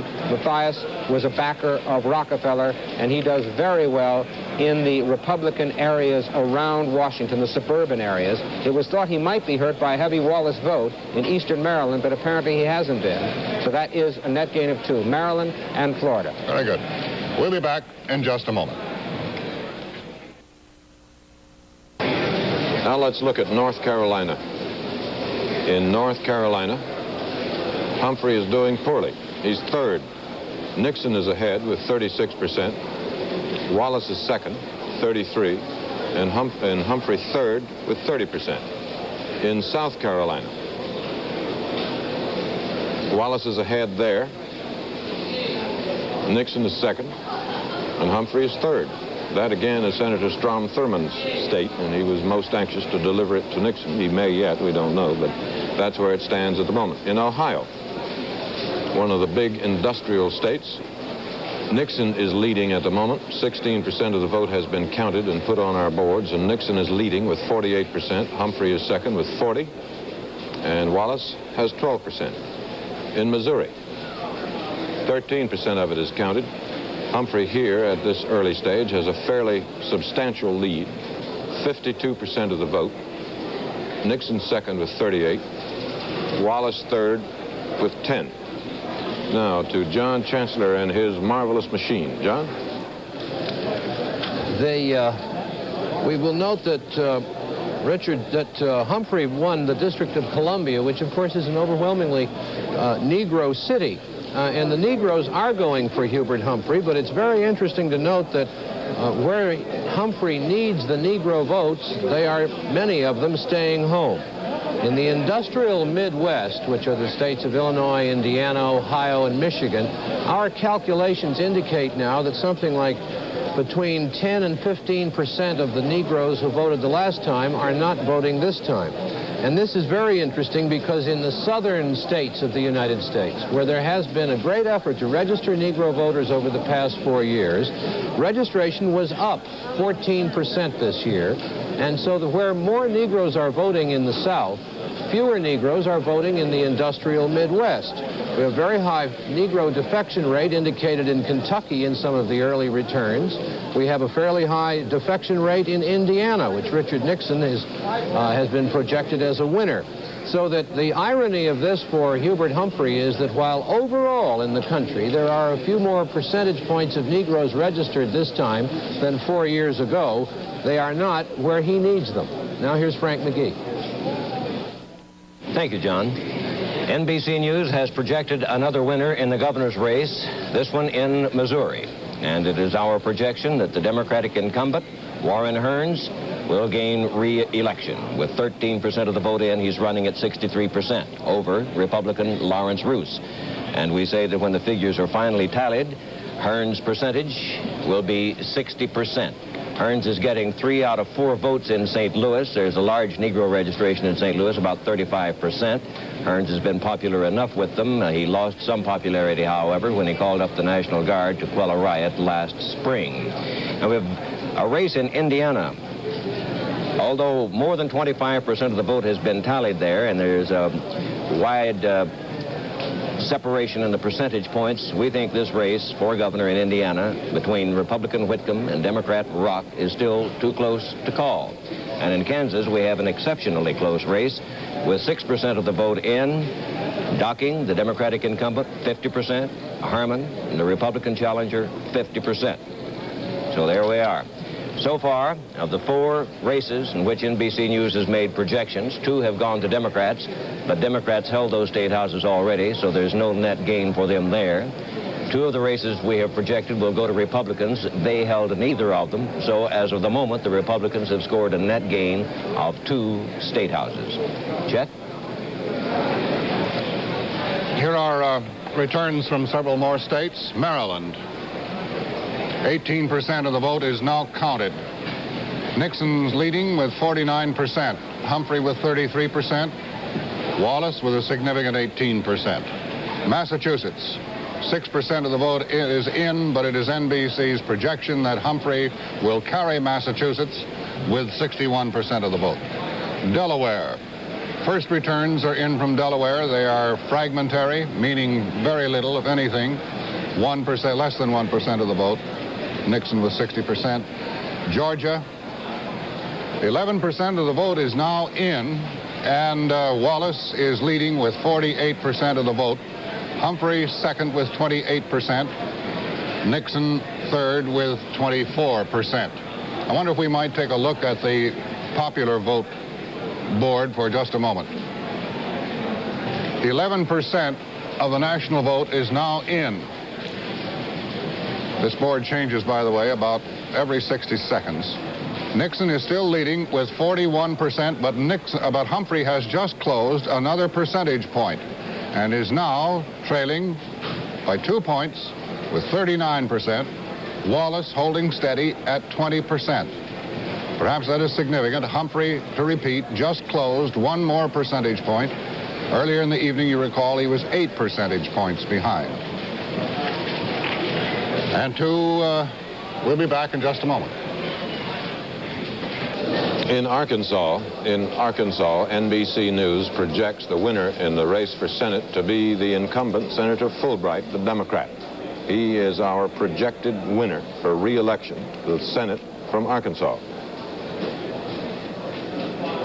A few minutes ago at the Waldorf Astoria Hotel here in New York, which is Nixon's campaign headquarters here, that's where their celebration will be if they have one, Herbert Kaplow of NBC News interviewed just a few minutes ago Robert Finch, who is Nixon's campaign manager, and we're going to switch to that now, to Herbert Kaplow talking to Nixon's campaign manager, Robert Finch, on tape made a few minutes ago. We are with Robert Finch, who is the Lieutenant Governor of California and also has been for many years a close associate of Richard Nixon. He was with Mr. Nixon in 1960 and is with him now. Mr. Finch, you have been studying the returns as they come in this evening. What's your observation on the basis of them? Herb, I flatly predict victory. We picked up insurance states where we were not sure, like Tennessee, Kentucky, and Florida. I think we'll carry Texas. It looks good in Pennsylvania, New Jersey, and Ohio. So I think we're going to win. Can you tell us basically what your campaign strategy was? Well, it was to zero in on these critical electoral college states. That was the purpose of the telethons, and I think in 1960 we spread ourselves pretty thin. And I think that strategy has paid off. I think we're going to have to look at the Electoral College and decide whether we're going to allow that to continue to be the mechanism by which we select our presidents. But we had to face that reality. On the basis of what you've seen so far, how do you think Texas is going to go? I think we'll win it. Now, there are 8 states that you consider the big ones, up through number 8, New Jersey. And I think in the planning until today, you figured you were behind in New York and Michigan. Well, we figured those were close. What about the others? Well, we're very much encouraged because the other, the border states we've gotten, and I think we'll carry California, so that I'm very optimistic. I think the only ones in question are Michigan at this point and perhaps New York, right. How do you explain the strange behavior of the polls in the last week? I don't know. I think we're going to have an accounting after this is over. I think these pollsters have hedged to the point where they've almost destroyed their credibility. Thank you very much. We have been talking with Robert Finch, the Lieutenant Governor of California, who was a close associate of Richard Nixon. Herbert Kaplow, NBC News at Nixon headquarters in New York. Again, the latest word from the NBC News projection team is that the race for the presidency still is very close. The key states at this hour seem to be New York, Illinois, Ohio, and Pennsylvania. If Humphrey carries these states and other big states, it might be enough to offset the victories by Nixon in the other states and the ones which he has carried thus far and which he hopes to carry. We'll be back in just a moment. Let's go to the board showing the popular vote. 12% of the national vote is now in. Nixon is now leading with 42% and Humphrey with 38%. In other words, Nixon has jumped back into a 4% national lead at this moment. Wallace continues to hold very steadily at 20% of the popular vote. The other candidates, several of them, are trailing far behind with yet to register 1% of the total vote. Now let's go to the Electoral College Board and see how that adds up to this moment. Nixon has carried 8 states for a total of 77 votes in the Electoral College. Hubert Humphrey has carried 5 states, including the District of Columbia, for a total of 53. George Wallace still stands with 2 states to his credit for a total of 17 electoral votes. 36 states yet undecided, representing a total of 391 big electoral votes. Again, let's recap the popular vote board. There was a change up there while we were talking. 13% of the vote is now in. Nixon with 41%. Humphrey with 38%. 3 percentage points back. Wallace, again, still holding at 20% to this moment. We are now projecting, NBC News is projecting, Senator Jacob Javits winning another term in the U.S. Senate. The vote is hardly in yet, but we are projecting Senator Javits, who was by all odds a very heavy favorite to win here in the state of New York. He is one of the most formidable vote getters in the history of this state, indeed in the history of the United States. So we are projecting Senator Jacob Javits over his Democratic opponent, Paul O'Dwyer. Even though the votes are not fully in yet, and it's a very fully in, they're hardly in, we are still projecting Jacob Javits as the winner in New York. David? NBC News projects Wallace as the winner in Louisiana, the race for president in Louisiana. Wallace, 55%, which is not surprising at all. That was a state that has been pretty much ceded to him from the beginning. Wallace, our projected winner in Louisiana, with 55% of the vote. With 3 states in which he is the projected winner, he now has 27 electoral votes. Now, we'll be back in a moment.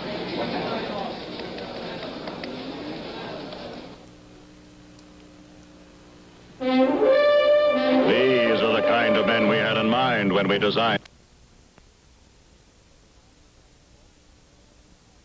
Humphrey with 39% of the vote, 4.5 million. Humphrey trailing, in other words, by about 220,000 votes. And Wallace now with 19% of the vote, a little over 2.25 million. The Electoral College Board, Humphrey has now carried 6 states for 57 electoral votes. Nixon has carried 8 for a total of 77. Wallace has carried 3 for a total of 27. And 377 are still to be decided.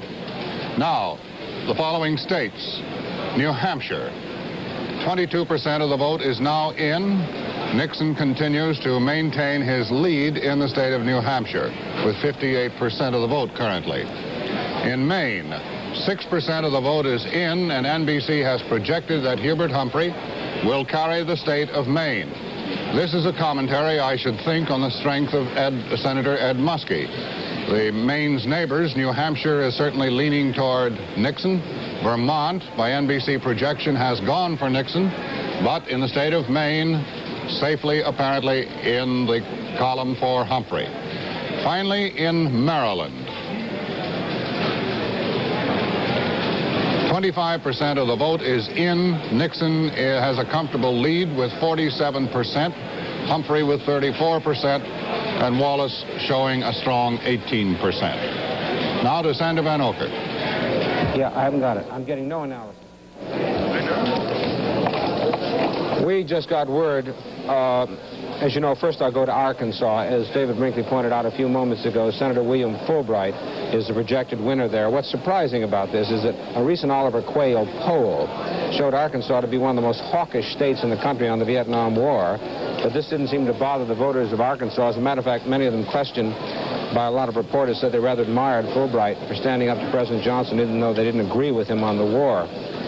We have another projected winner in the state of Colorado. That is Peter Dominick, the incumbent Republican, over former Governor Steve McNichols. Now, you don't see any figures here, and the reason why you don't is that we have selected precincts which have been reported to us, not contained in the raw vote yet, but they are selected precincts, and by looking at those precincts, we have a very accurate idea of how he will carry the state, and we project Peter Dominick to retain his Senate seat, with 58% of the vote.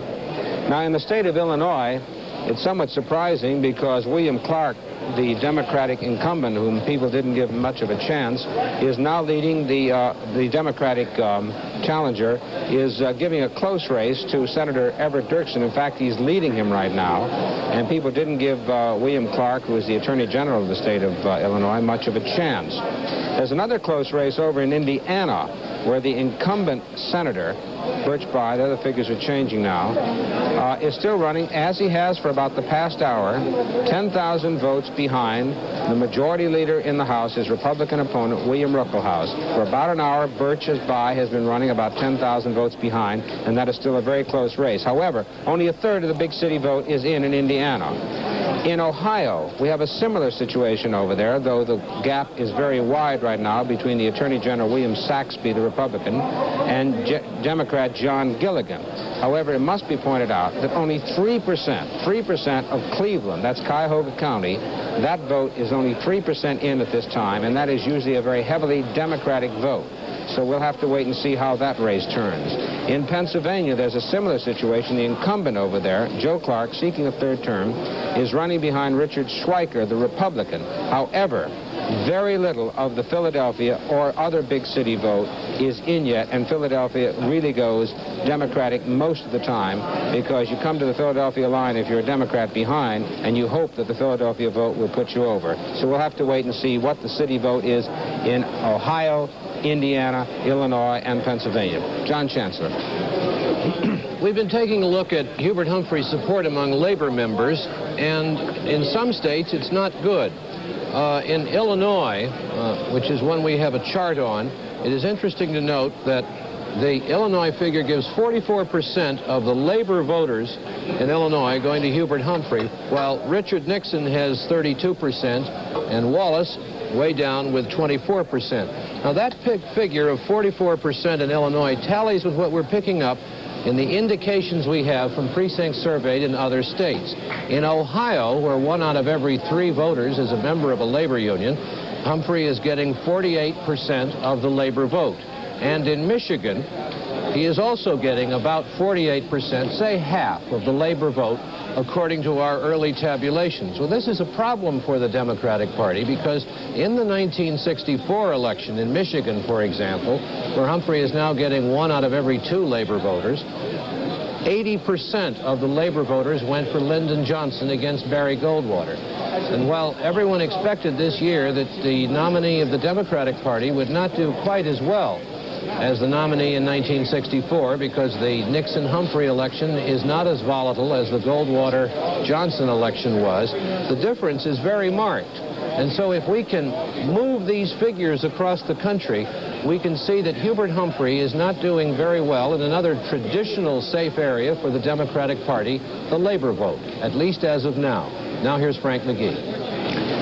We still have some very close races among those trying to be governors, Kansas and Indiana among them, but no new figures there that would give us any clue. We do have some new figures in some of the other races that are interesting. In West Virginia, for example, almost a quarter of the vote has been tallied now, and the Democrat Sprouse is clinging to a lead over a long-time Republican congressman and a very popular man in his district, Arch Moore, who is getting 47%. Nixon did not campaign in the state. Humphrey did once, and Sprouse appeared with him.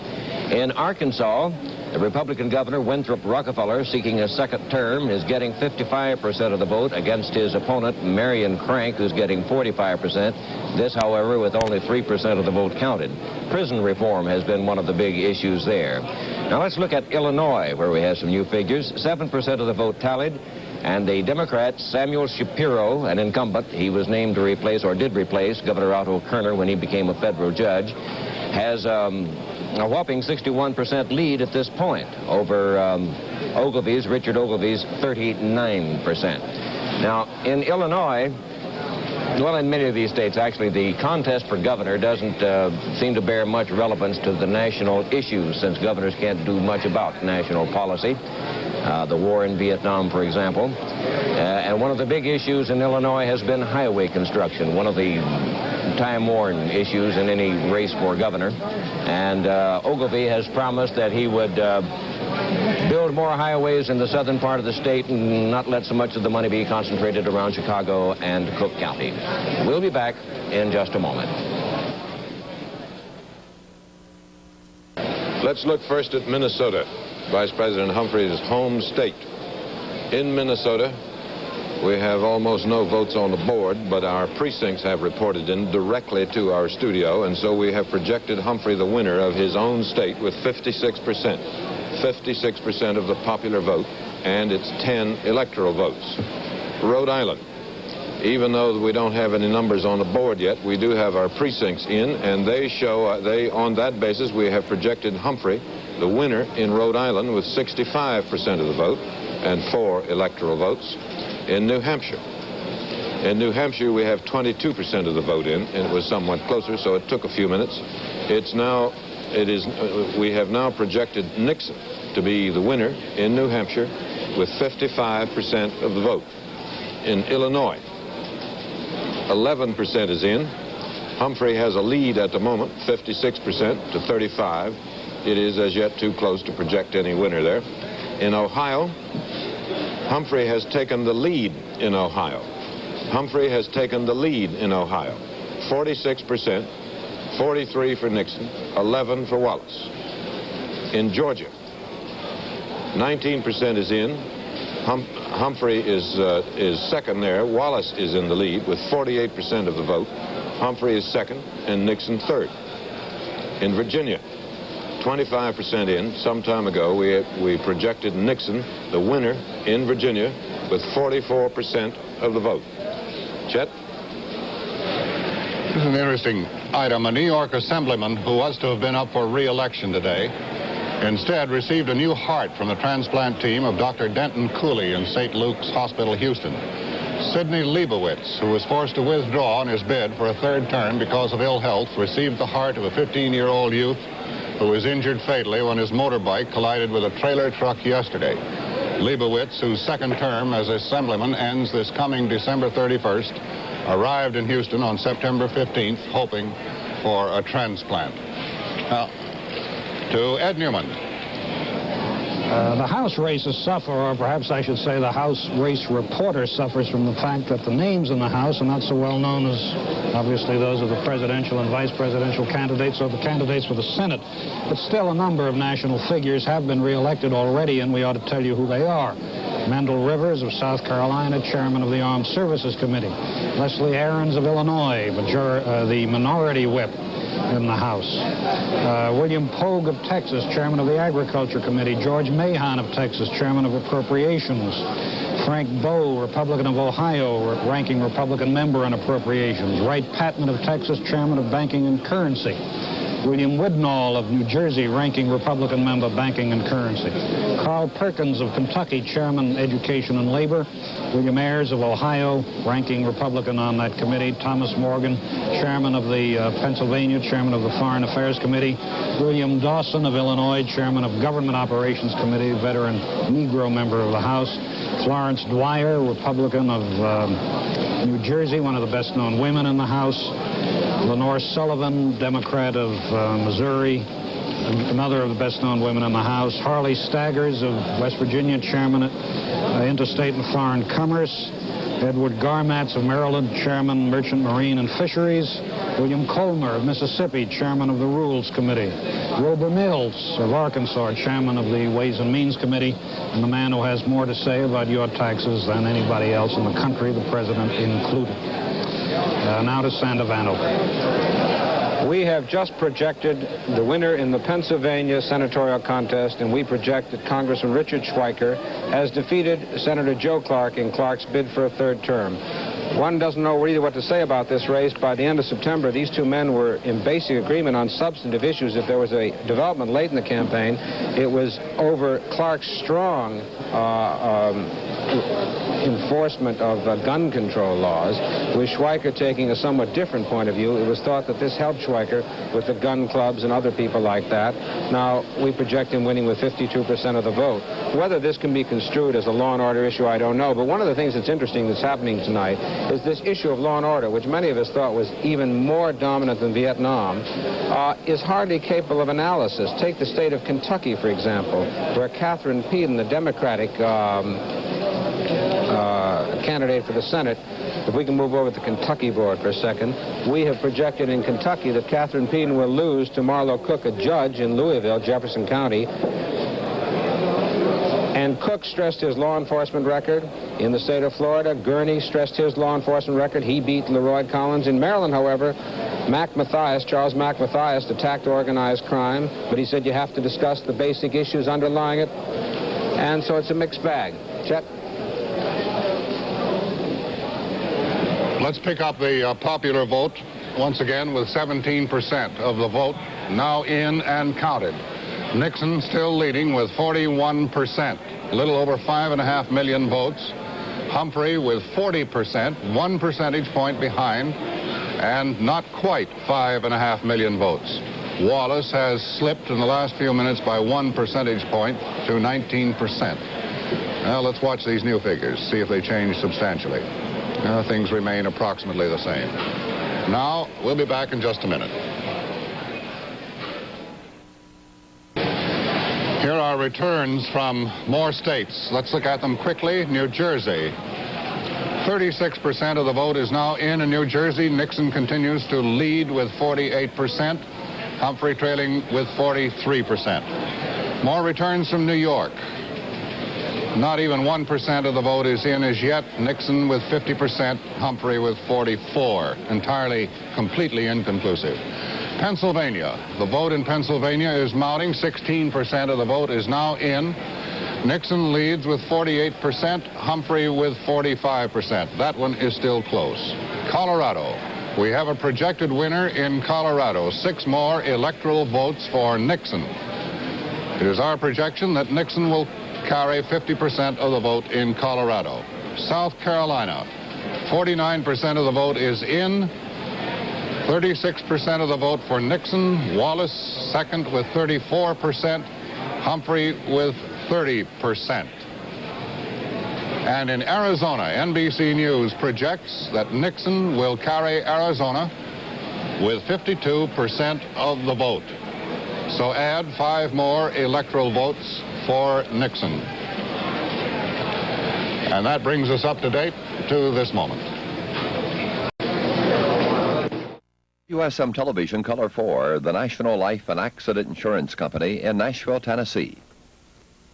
Congress when Arizona joined the Union. Same time he became a state. Right. 91 years old. Roy Elson was his administrative assistant. Senator Goldwater seeking a comeback, and now leading Roy Elson with 3% of the vote in. We mentioned a few moments ago that Senator Fulbright in Arkansas had been projected the winner there. As you remember, Senator Fulbright was a very early and vigorous opponent of the war in Vietnam. And we're going to pay special attention tonight to see how other people who are opponents of the war in Vietnam are doing. In the case of South Dakota, for example, Senator George McGovern, who was a nominee for the presidential nomination in Chicago, of course didn't get it. He is now leading his opponent Archie Gubrud out there, a former governor.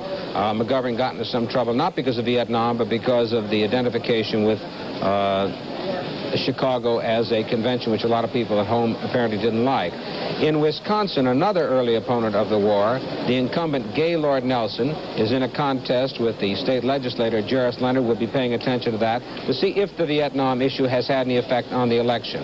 In the state of Iowa, for example, Governor Hughes, they're changing right now, is running now behind his opponent, state legislator David Stanley. In all the Senate races I covered this year, this was the only state where Vietnam was a clear-cut issue. Senator Hughes calling for a bombing halt, nominating Eugene McCarthy. It was the only state where it was a clear-cut issue, and that was what the debate was all about. Now in the state of Connecticut, where we have projected Abraham A. Ribicoff as the winner, Senator Ribicoff was also an opponent of the war in Vietnam, and he won. And we'd like to go now to Hartford, where Senator Ribicoff was interviewed by NBC News correspondent Aline Sarana. Senator Ribicoff, you've just won this election by 55%, about 90 to 100,000 votes. The assumption was that what you said in Chicago about the Gestapo tactics of the police would hurt you. What's your reaction to that and your victory? Well, frankly, I don't know whether it hurt or helped, Arlene. I did make that speech on the basis that it was going to help or hurt me. I saw a situation that disturbed me. I spoke from my heart and from my conscience, and whatever the consequences were to be, they were to be. So basically, I have no way of being able to tote up the pluses and minuses. How do you explain the fact that you ran quite a bit ahead of Vice President Humphrey in Connecticut? Well, I would guess that I had a different type of constituencies, more people from the Republican side and youth supported me probably than the Vice President, but I'm delighted that the Vice President carried Connecticut. I felt some 3 weeks ago that he was going to do this, and I am so pleased that Connecticut reacted positively to the Humphrey campaign. What is your reaction to the position of the South Vietnamese in Paris? Well, the South Vietnamese should not be in a position to determine our policy. We have to make our decisions and make it whether they like it or not. We have 540,000 men involved in South Vietnam, and we've got $30 billion a year. I would hope the South Vietnamese would come along. If they don't, we should proceed without them. One last question. Would you like to predict how this evening is going to end? I haven't the slightest idea, except that I hope and I believe that Vice President Humphrey and Ed Muskie will be the next president and vice president of the United States. Thank you, Senator Ribicoff. Senator Abe Riverhoff at his headquarters in Hartford, Connecticut. Aline Saarinen, NBC News. We're back once again in NBC News election headquarters. Let's see, Arkansas. NBC now projects that Arkansas will be carried by George Wallace with 44% of the vote. Rack up 6 more electoral votes for George Wallace. Maryland, 32% of the vote is now in. Nixon again has a rather commanding lead in Maryland with 46%. Humphrey in second place with 35%, and Wallace with a strong 19%. North Carolina, 35% of the vote is now counted in North Carolina. Nixon leads with 37%, followed by Wallace with 33%, and in third place, Humphrey with 30%. Florida, 64% of the vote is now counted. We have projected that Nixon is the winner in Florida with 40% of the vote, however. Only a plurality, not a majority. In Minnesota, we have projected that Hubert Humphrey has carried Minnesota with 56% of the vote. And in neighboring Wisconsin, 1% of the vote is now in, and it's a close one thus far. Hubert Humphrey slightly in the lead by about 100 votes. He and candidate Nixon each showing 46%. We'll be back in just a moment. First, let's look at the Illinois board for the Senate race, where Senator Dirksen is running for re-election, whereupon we find that NBC News has projected Dirksen to be the winner with 54% of the vote. And so the golden voice of the Senate leader, recording star, has not been stilled, and he will return to the Senate, presumably as majority leader, in January. Now to Texas. In Texas, in the presidential election, Humphrey is still in the lead. He has been in the lead in Texas all night and is holding it now. We have about 25% of the vote in. Humphrey leads with 43. Nixon is second with 38. And Wallace, 19. In Iowa, we have projected Nixon as the winner with 50. He has 56% now. In our projection, that's it. In our projection, we figure he will finish up the evening with 53% of the vote. In Nebraska, Nebraska is Nixon country. We have only 1% of the vote in, and the figures are not yet very large, but by going to the special precincts chosen in advance and bringing them directly here, we have projected Nixon will end the vote count with 61%. Rhode Island, with its 4 electoral votes, we have projected Humphrey the winner. And our calculations show that when all the votes are counted, he will have 65%. That's one of his strongest states. The District of Columbia is, I think, his strongest. 99% of the vote was in from there 2-3 hours ago, and we project Humphrey as the winner with 78%. Chet? In Pennsylvania, Humphrey's lead is coming from the cities but not from the city of Philadelphia, where at last word only 10% of the vote has been counted. The reason that Humphrey has moved ahead in the national popular vote is that the votes in the big industrial states, such as New York, Illinois, Michigan, now are being reported on the NBC Elections Board. Humphrey and the Democrats, traditionally, of course, are strong in these states. The NBC News projection desk has learned that in Dallas, something has gone wrong with the computer that counts a substantial number of the votes, and election officials in Dallas now say that these votes cannot be counted until tomorrow. To Ed Newman. We've had a considerable number, additional number of House seats settled. The total is now 275, and of the 275, the Democrats have won 154, the Republicans 121. One reason we've had such a sharp jump is that California has begun to come in. As you can see, we project 15 Democrats. We say 15 Democrats have won in California, 13 Republicans. Those are seats in which there was no opposition or only nominal opposition. And we are also projecting that the Democrats will maintain control of the House, because our experts tell us that the Republicans will probably make a total gain of 12 seats, a net gain of 12 seats, leaving the Democrats with a 35 majority in the House of Representatives. That's subject to change, liable to change, of course, but we don't think it's going to change very much. We think the Republicans will gain about 12 seats. Now, in the delegations, in the matter of delegations, the Democrats control 10, the Republicans 2, that being a matter of consequence if the election should go into the House. We have some interesting information on the results in the South, and it looks as though for the southern states, the composition of the House will be pretty much what it has been. In the South, the Democrats have won 62 races. They're leading in 25, total of 87. The Republicans have won 12. They're leading in 16, total of 28. Now, in the current House, there are still a few undecided, of course. In the current House, the Democrats hold 91, the Republicans 28, so you can see that there is really no substantial change in the House. And so far as we can tell, the candidacy of George Wallace has not substantially affected the House races in the South. The House has become, in the last few years, a two-party region, but the Republicans have not pushed it any more their way this year, which is certainly a disappointment for them. Conceivably, black voters turning out to vote against Wallace for the presidency have helped some Southern Democrats in the House races. We're looking into that. We'll be looking more closely at it later on. Ed Newman. Now to John Chancellor. Ed? Oh, yes, Chet. Just a moment, if I may.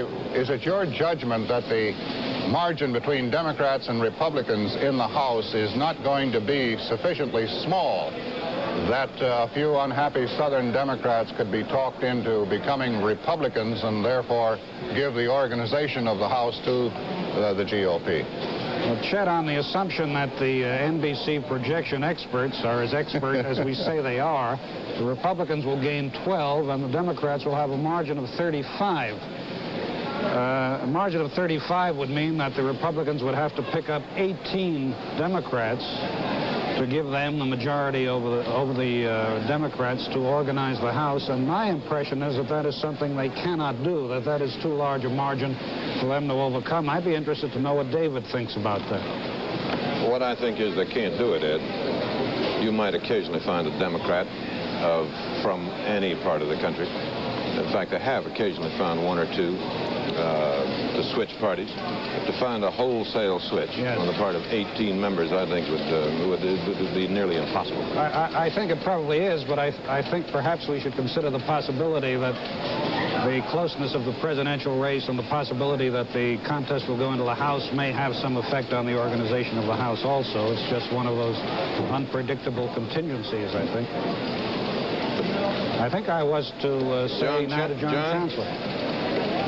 What did your machine tell you now, John? Well, the machine and I want to be in agreement with what Ed Newman has been saying about Wallace having very little effect on House races.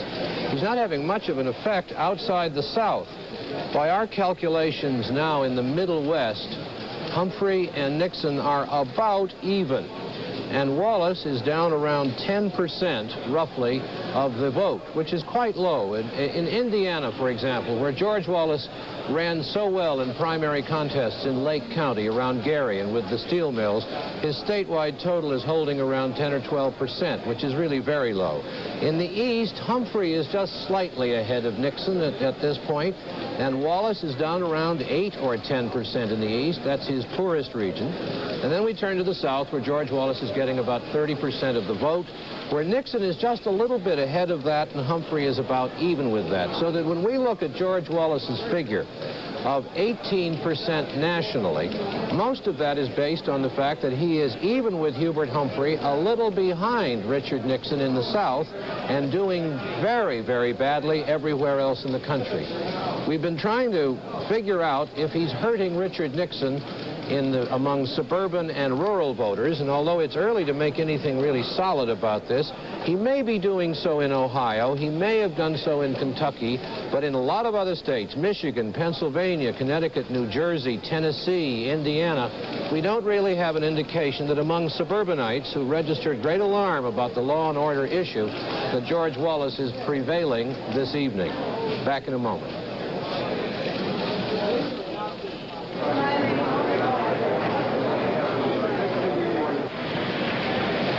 To the popular vote board, 28% of the national vote is now registered. Humphrey is in the lead with 42%, Nixon with 41%. Humphrey's lead is now 224,000. Wallace dropping one more percentage point to 17%. To the electoral board, Nixon has command of 18 states with 134 electoral votes. Humphrey has taken 9 with 114. Wallace can claim 5 with a total of 45, and 245 very important electoral votes are still in contest.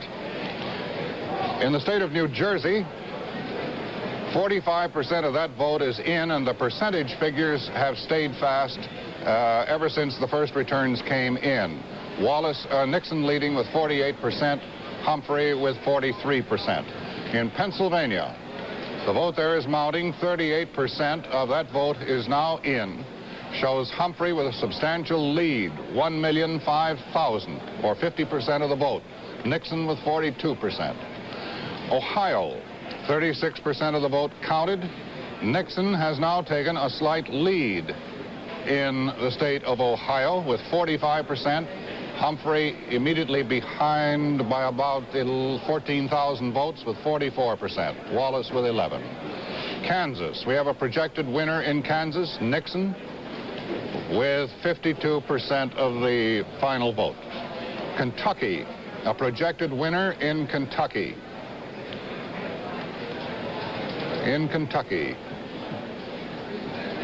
94% of the vote is counted. NBC News projected this one several hours ago, and our projection is that Nixon can claim Kentucky with 43% of the vote. And a new one, state of Idaho, 1% of the vote is in, but nevertheless, from our pre-selected precincts, from whom we have heard, it is our judgment or our projection that Nixon will take 56% of the Idaho vote.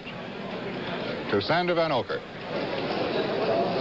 Chet, as David mentioned a moment ago, NBC News has projected Senate Minority Leader Everett Dirksen the winner in the state of Illinois.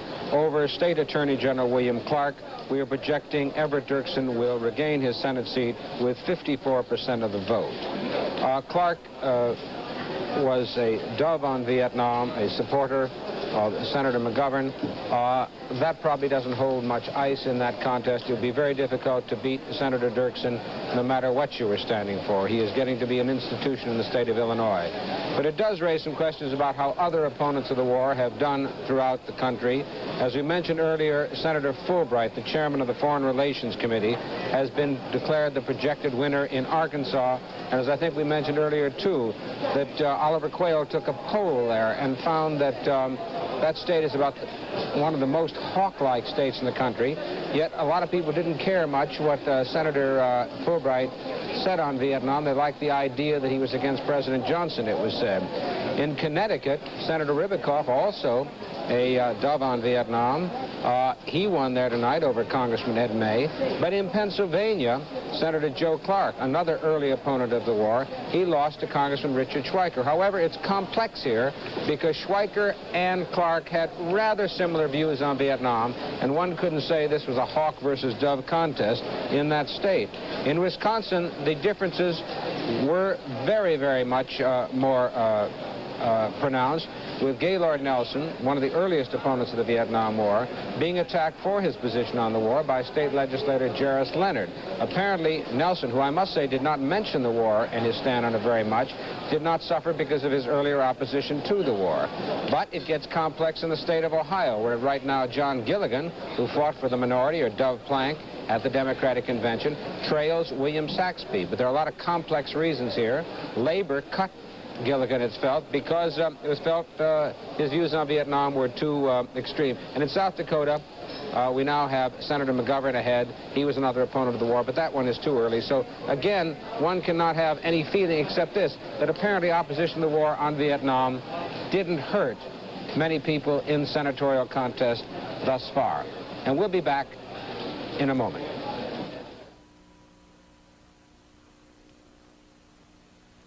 Milk is homogenized to ensure uniform consistency in every drop. And guess who homogenized a bleach? Miracle White. This new non-chlorine powdered bleach is homogenized to ensure consistency through every box for every wash. Homogenized so every tiny blue grain carries full bleaching power to be safe and effective for even colored fabrics. Safe and effective for all the Miracle fabrics. Spandex, wash and wears, fiberglass, stretchables, permanent press. Miracle White's non-chlorine bleach is made to keep all Miracle fabrics brand new bright. And how comforting that it's equally safe and effective for all washables, linens, baby things, anything you want to get really clean. Who but Miracle White would think of homogenizing a non-chlorine bleach to be effective and safe, and double guarantee satisfaction? The vote count continues to pile up in some of our governor's races. I'd like to bring you the returns now from Arkansas. We haven't had a report on that recently.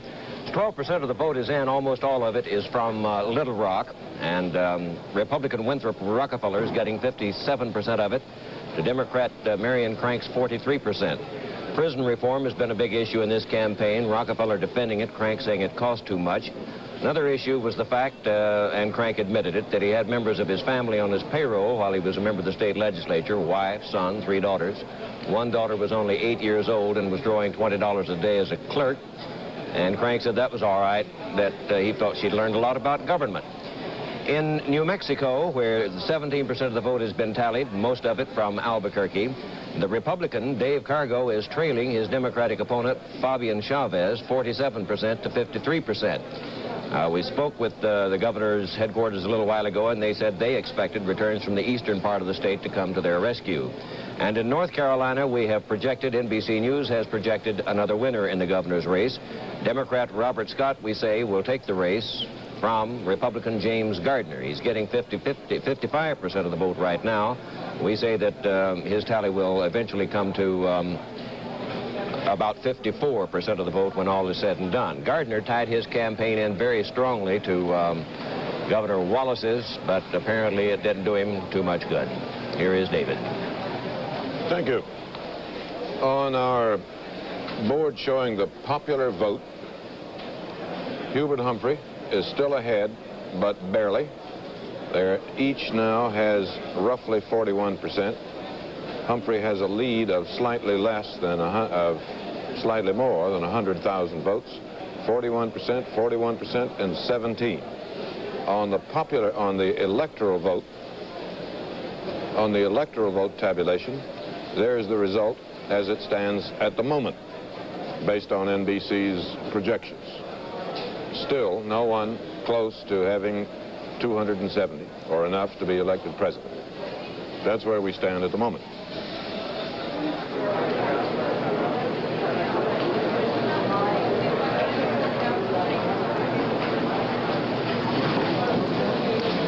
It's often said that the House of Representatives is the most sensitive to shifts in popular feeling, political feeling in the country.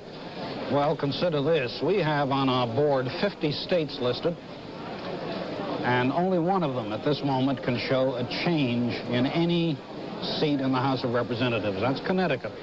In Connecticut, the Democrats have lost one seat to the Republicans, and of the 276 seats so far decided in the House of Representatives, just one has changed hands. So at the moment, the Democrats have 154, the Republicans 122. A majority of 218 is needed. We believe that the Republicans are going to gain 12 seats, give or take one or two. If that happens, it will leave the Democrats in control with 235 to the Republicans 200, and the possibility that the Republicans could gain any Democratic allies, perhaps in the South, sufficient to enable them to control the House, seems to us to be extremely remote. Now, if the presidential election should go into the House, which is a possibility, then the matter of who controls state delegations is of importance, and at the moment the Democrats control 10, the Republicans 2. Some of those Democratic delegations perhaps would be Wallace delegations. That remains to be seen if the election actually goes into the House. Now to Sander Van Oken. Here are some further returns on close Senate contests in the state of Iowa. In the contest there between Governor Harold Hughes, the popular three-term governor, and state legislator David Stanley, who has literally crisscrossed the state since last spring. The contest is narrowing now after Stanley enjoyed a larger lead earlier in the evening. This must mean that the returns from Des Moines, where Hughes is supposed to be very strong, are now coming in. That's, as I said, I think earlier in the evening, the only state where Vietnam was a clear-cut, debatable issue between the two candidates, in fact, the only issue. In the state of Idaho, NBC News now projects that Senator Frank Church, who is seeking his third term, will be the winner over Congressman George Hansen, and Church will win with 56% of the vote. Congressman Hansen was a much more conservative candidate than Frank Church, and we are projecting Church's victory with 56% of the vote. In South Dakota, where a friend of Church's is running for a second term, George McGovern, not enough of the vote is in yet to make any decisive judgment one way or the other. It's too early to tell. But it shows George McGovern leading former Governor Archie Gubrud by about 12 percentage points. Now to Frank McGee. In North Carolina, where we have projected a winner, both candidates for governor pictured themselves as conservatives, and neither campaigned for the Negro vote. Nevertheless, virtually the entire Negro vote has gone to the Democratic Lieutenant Governor Robert Scott. By contrast, Scott's opponent, Republican James Gardner, received a majority of the white vote, so that the Negro vote for Scott appears to have been the decisive factor in his behalf. Gardner alienated the black vote by running his campaign closely along Wallace lines, and Wallace is running very strong in North Carolina. But it appears that enough of those Wallace voters have cast their traditional Democratic votes for other officers, at any rate, to give Democrat Robert Scott his edge. And we'll be back in a moment.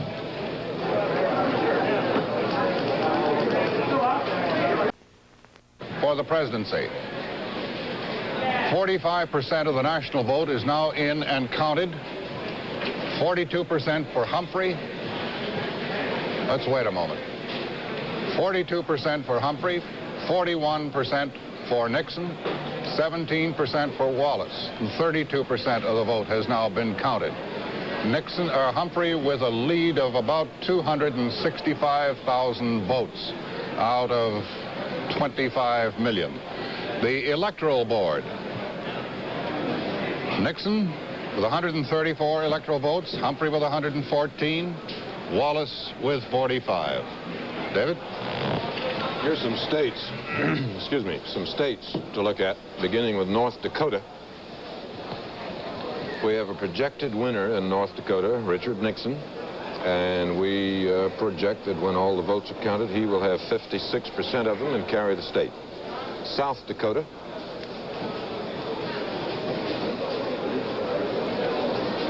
In South Dakota, we have projected Nixon to be the winner with 55% of the vote.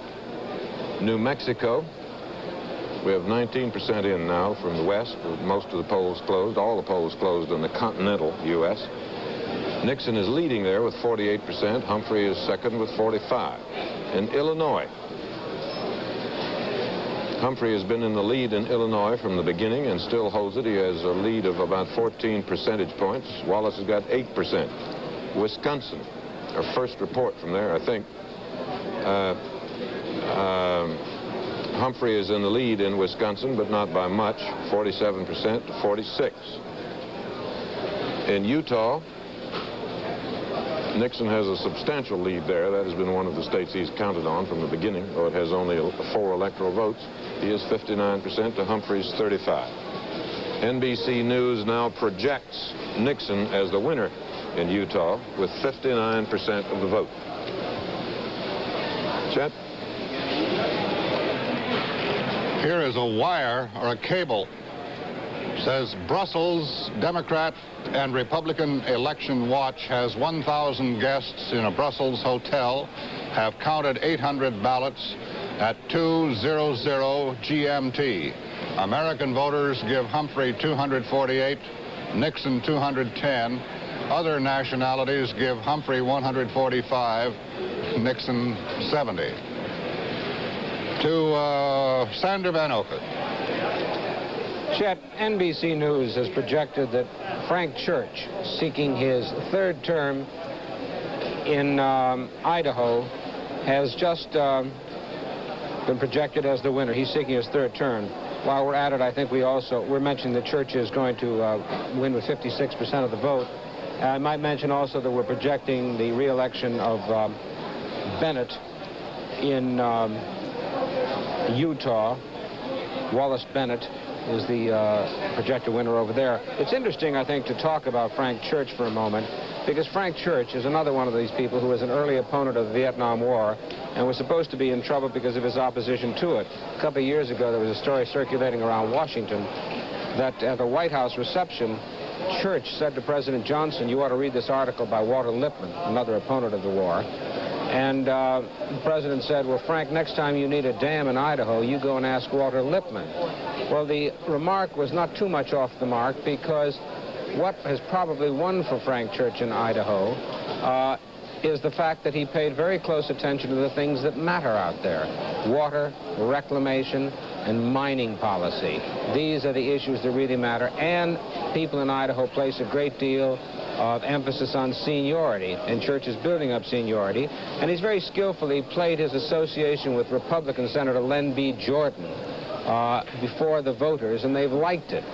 On the issue of gun control, for example, he was as firm as his Republican opponent George Hansen against strong gun control legislation.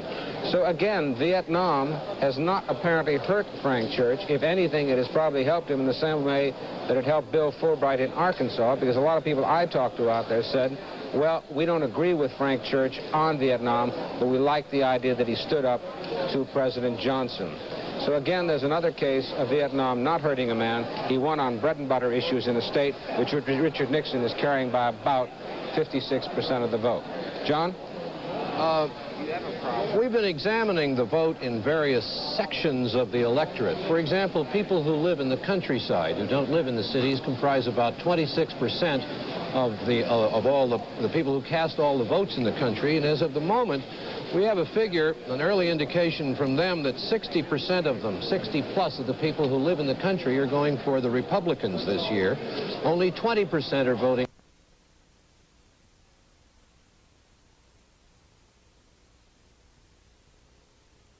a man. He won on bread and butter issues in a state which Richard Nixon is carrying by about 56% of the vote. John? We've been examining the vote in various sections of the electorate. For example, people who live in the countryside, who don't live in the cities, comprise about 26% of all the people who cast all the votes in the country. And as of the moment, We have a figure, an early indication from them, that 60% of them, 60 plus of the people who live in the country are going for the Republicans this year. Only 20% are voting for Hubert Humphrey, and about an equal number, 18% of those who live in the countryside are voting for George Wallace. Among the well-to-do, the middle income, and the lower income people who live in the cities, the Republicans are doing around 45%, just under half of all the well-to-do votes cast. They're getting those for Nixon. The Democrats are getting 30%, and George Wallace is getting about a quarter of the votes of those families who make more than $12,000 a year and live in cities. Of those who make less than $12,000 a year in cities, the Democrats just reverse the whole picture. They're getting about 45% of that vote. The Republicans are getting about 35% of it. And George Wallace begins to drop down. Only 1 in 5 of those urban families making between $4,000 and $12,000 a year are voting for George Wallace. And then when we hit the lower income categories, the poor people in the cities, the Democrats are getting 65% of that vote. The Republicans are getting only 25% of it. And George Wallace falls off very sharply to less than 10%. There's a Negro increment in that lower income city vote, and of course they've turned against George Wallace. The Negro vote overall the country is going nearly all to the Democrats. We have just slight percentages going to the Republicans, meaningless really, and very little information on whatever Negroes may be voting for whatever reason for George Wallace. The Union vote, as of the moment, is holding at about 58 to 60% for the Democrats, as we've been able to tally it in our selected precincts. Nixon is getting about 24% of it, and George Wallace, who had such high hopes to capture the union movement, particularly the young, disenchanted members of northern labor unions, is getting, according to our tally, which is mainly a Middle Western, Eastern, Southern tally, only 16% of the labor vote. And when we look at the way people are voting in the major cities in this country, it's clear that the Democrats continue to maintain their dominance, although it's slipping a little bit. At the moment, Humphrey has a comfortable lead in Boston, Detroit, Philadelphia, Washington, D.C., and Chicago. But in each of these cities, Humphrey is running behind the performance of President Johnson in 1964, and that, of course, was an extraordinary and unusual performance. But he's running behind the president by about 10%. So that this is the situation as we can see it in some of the large areas, close in many cases. George Wallace making not the inroads outside the South some people had believed he might. The traditional vote holding for both parties, but still shallow support for either man, so it could go in quite any direction at the moment. And we'll be back in a moment. So will I. All right. Let's go to the Ohio board. 48% of that big Ohio vote has now been recorded, and Nixon has gone back into the lead with 849,000 votes, or 47%. Humphrey with 756 and 42%.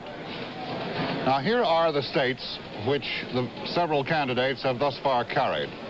Nixon has carried Arizona, Colorado, Florida, Indiana, Iowa, Kansas, Kentucky, New Hampshire, North Carolina, North Dakota, Oklahoma, Tennessee, Vermont, and Virginia, a total of 19 states and 138 electoral votes.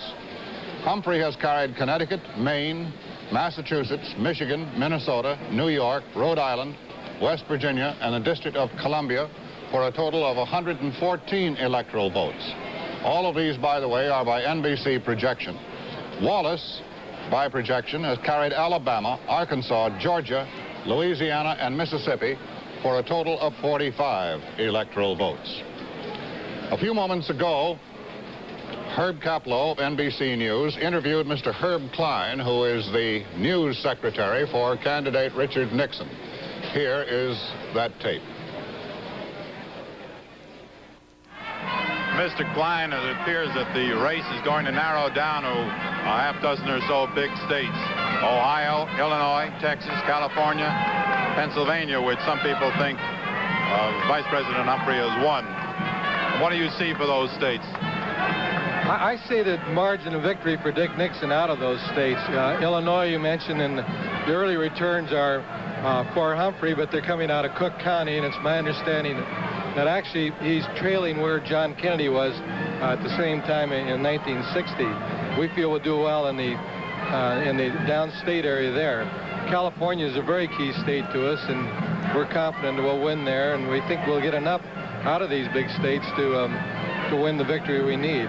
It's another close election, Herb. We were led to believe before that Illinois was probably the safest of the big states for you. I think Illinois is a safe state. As I said, the early returns show even Senator Dirksen trailing, and as you know, he's going to win big. I don't know how Lionel Hampton is doing back there. I can barely hear you. It's a swinging party. Yeah. We wonder which are the swing states. Well, I think that you've got a few swing states, such as New Jersey and Missouri, but the big states are what really count now, and in those we do have a great deal of confidence. Texas, again, you mentioned, is one where the early returns have come mostly out of the San Antonio area, is my understanding, and Dallas is very slow in counting. How many of the big states did you feel you had to win? We think we have to win. If you win 4 of them, we'll win the victory. 4 of the 7? Yes. And now the ones that are still out more or less up for grabs are Ohio, Illinois, California, and Texas. That's right. One of these is Texas. And as we have said, there's a computer in Dallas that isn't working, and so we may not be able to get their figures until tomorrow. If we could look at Texas now.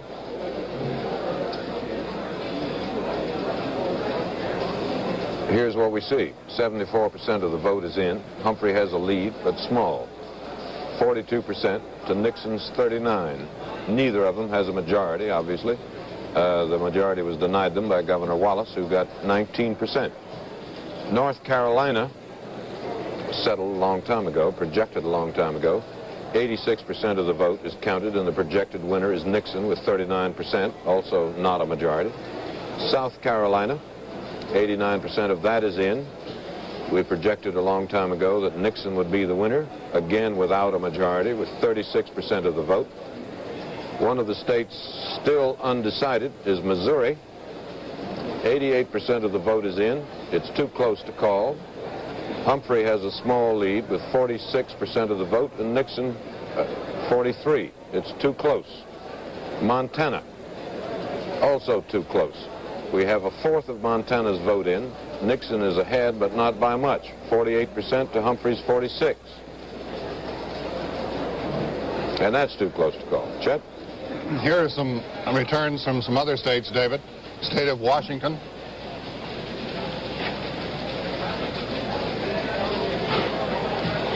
Way up in the northwest.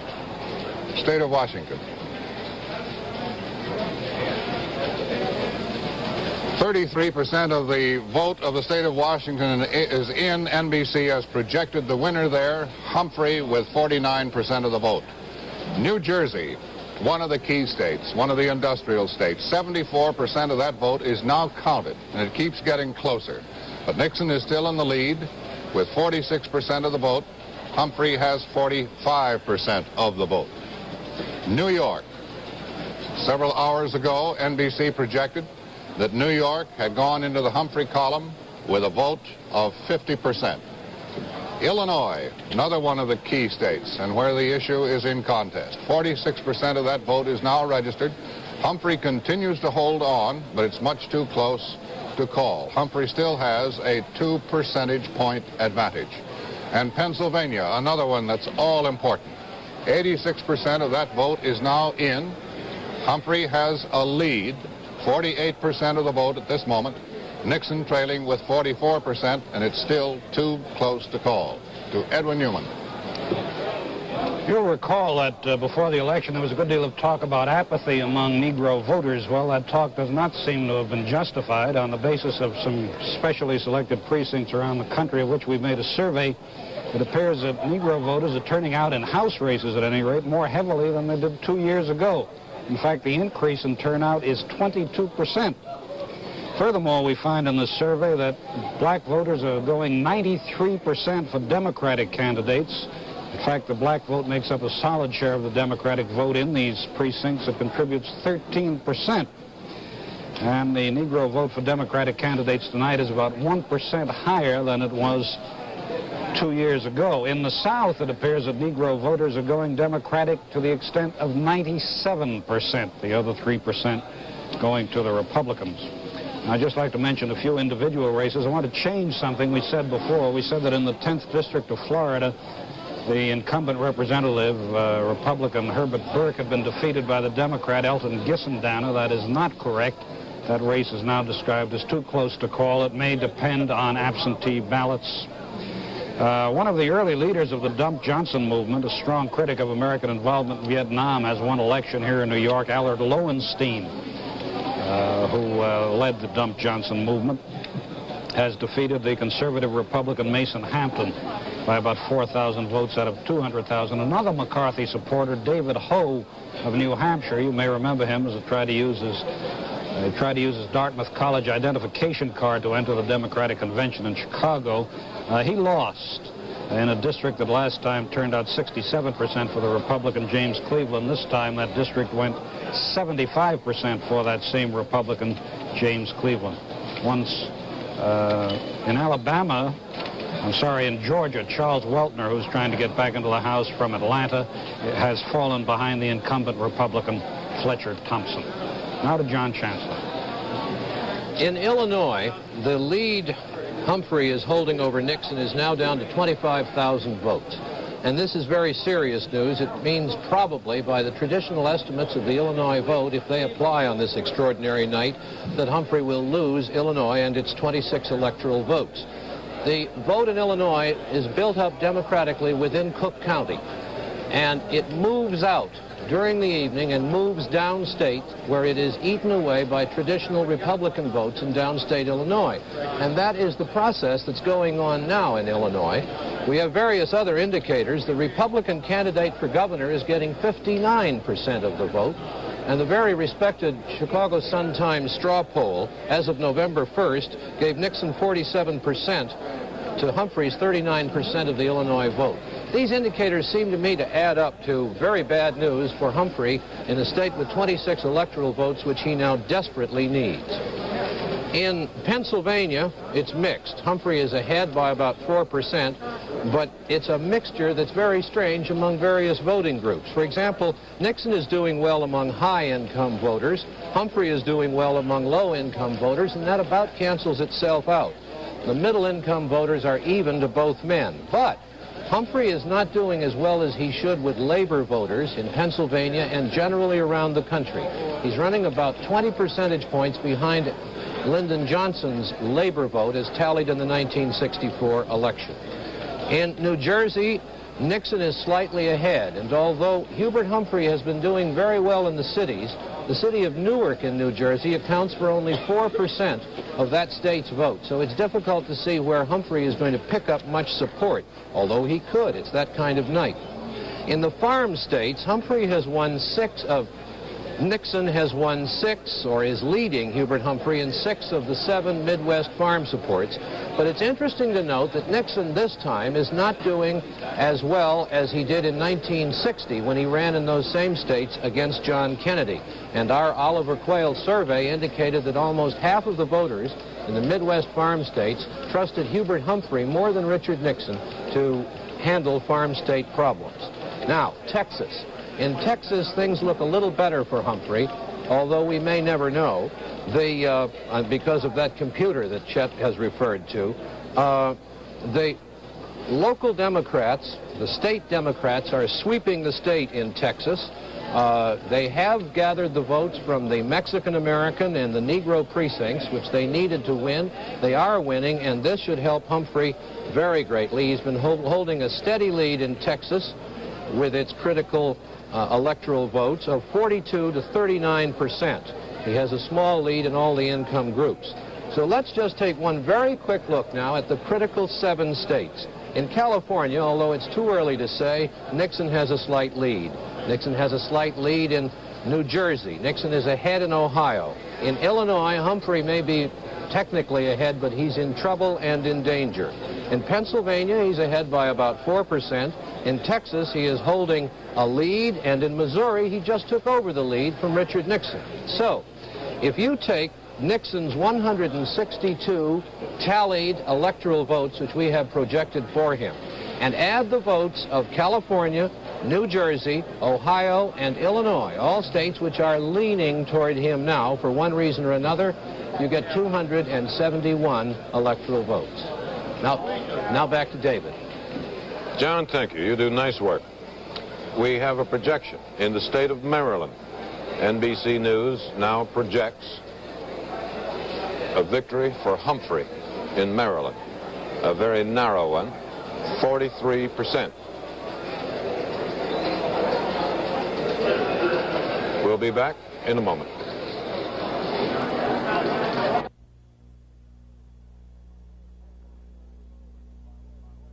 And I'm told that by way of satellite, NBC's election coverage is going to 25 countries around the world: Europe, Asia, Mexico, Latin America, Moscow, so on. It would be nice if we could tell our friends in all these countries who are looking at us who will be the next president of the United States, but I regret to say we cannot. We can't tell the American people who will be the next president because we don't know. And we don't know when we will know. If you will look at our popular vote board, you will see why. Here's the result. At this hour, 3 a.m. in New York, 69% of the vote has been counted. That's 42-49, about 50 million votes counted, put on our board. And the result you see. Humphrey and Nixon are almost perfectly tied, difference of less than 100,000 votes, 42% for each of them. So, as I say, we can't tell the viewers in other countries who's going to be the next president, and we can't tell the viewers in this country. Chet?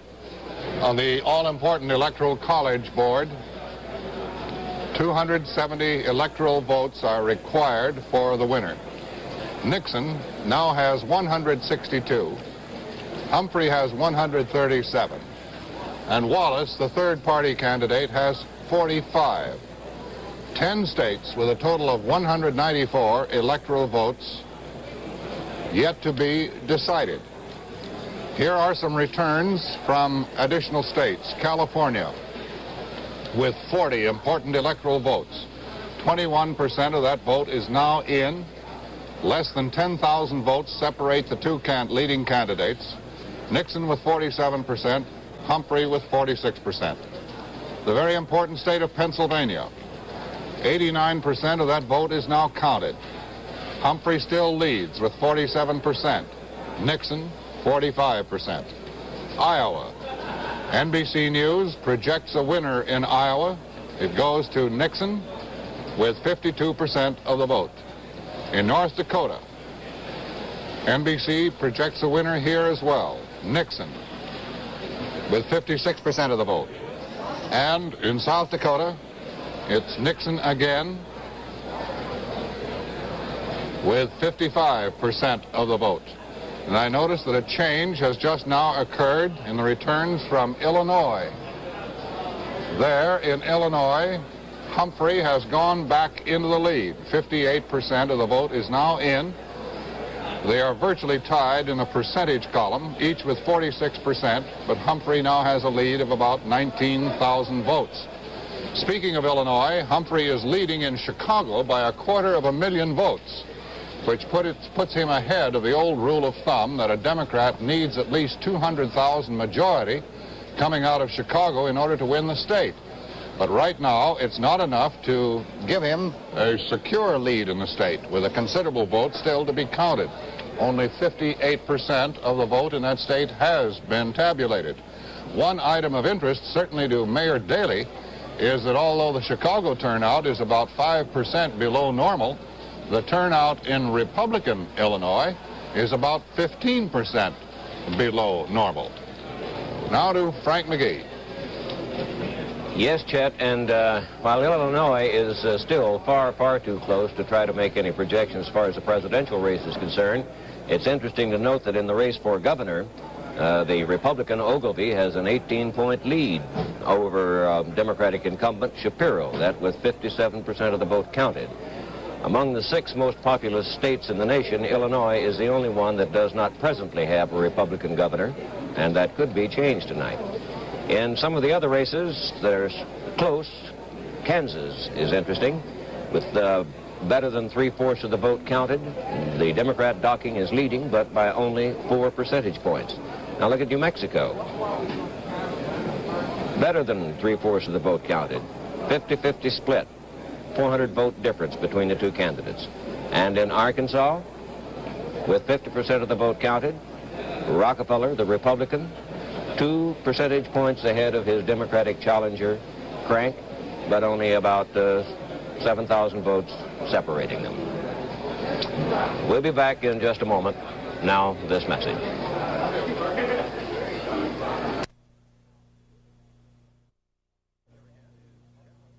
Here again is Chet Huntley.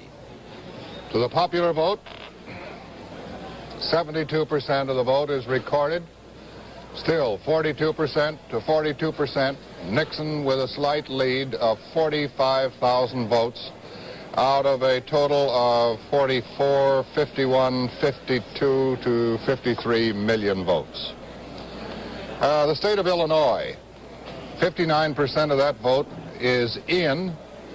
Humphrey still maintains a very slight lead, but the 2 candidates, Nixon and Humphrey, are virtually even with 46% of the vote. The key state of Ohio, where 76% of the vote is now in, there Nixon leads with 46%, Humphrey with 42%, but 24% of that large state, 24% of the votes remain to be tabulated.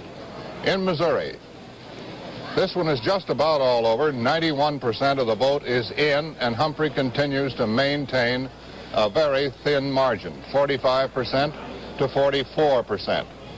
Texas.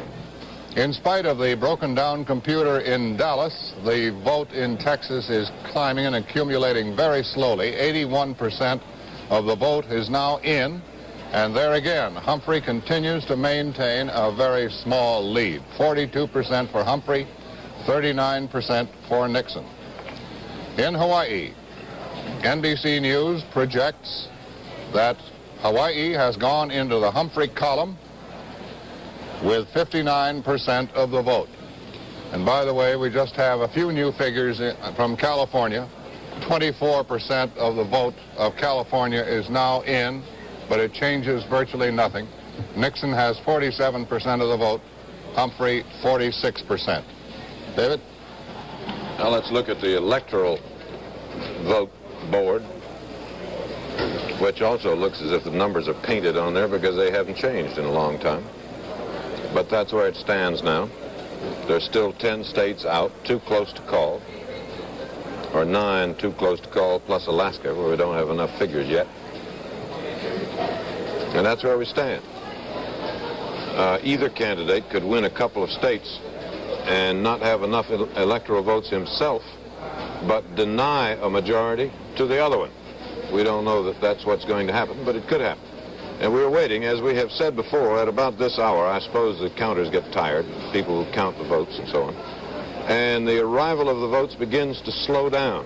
It may turn out that we'll have to wait for California. We only have 24% of California's vote to see who won, and we may not even see then. It just changed, David. Yes, we now have 26% in California. Nixon is still in the lead by about 20,000 votes, as you see, and with a 1 percentage point lead. In Utah, by the way, the big issue this year was not Vietnam or crime or any of that. There is an issue of money versus morals in Utah, and morals won. The issue was liquor by the drink. And there were many speeches about how much money it would mean to the state and so on, and other speeches about the morality of selling liquor by the drink. And the last figure we have is 82,000 votes against liquor by the drink and 46,000 in favor. And emotions, as they say, ran high. John Chancellor. John? I've been reading the newspapers.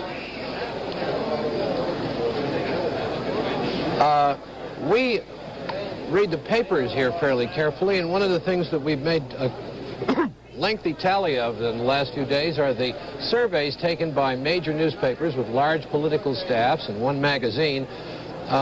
They help us in making some of our calculations on the elections, and they've turned out to have a reasonably good record this time.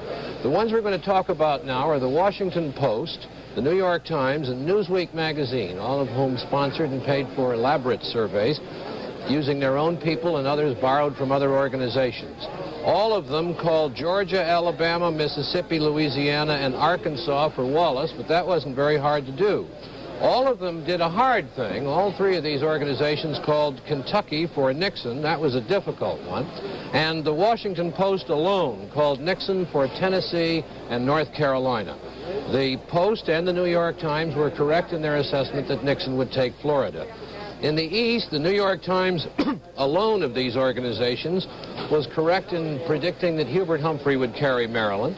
The Washington Post and, incidentally, the New York Daily News, in a very accurate poll, were correct on Humphrey taking New York.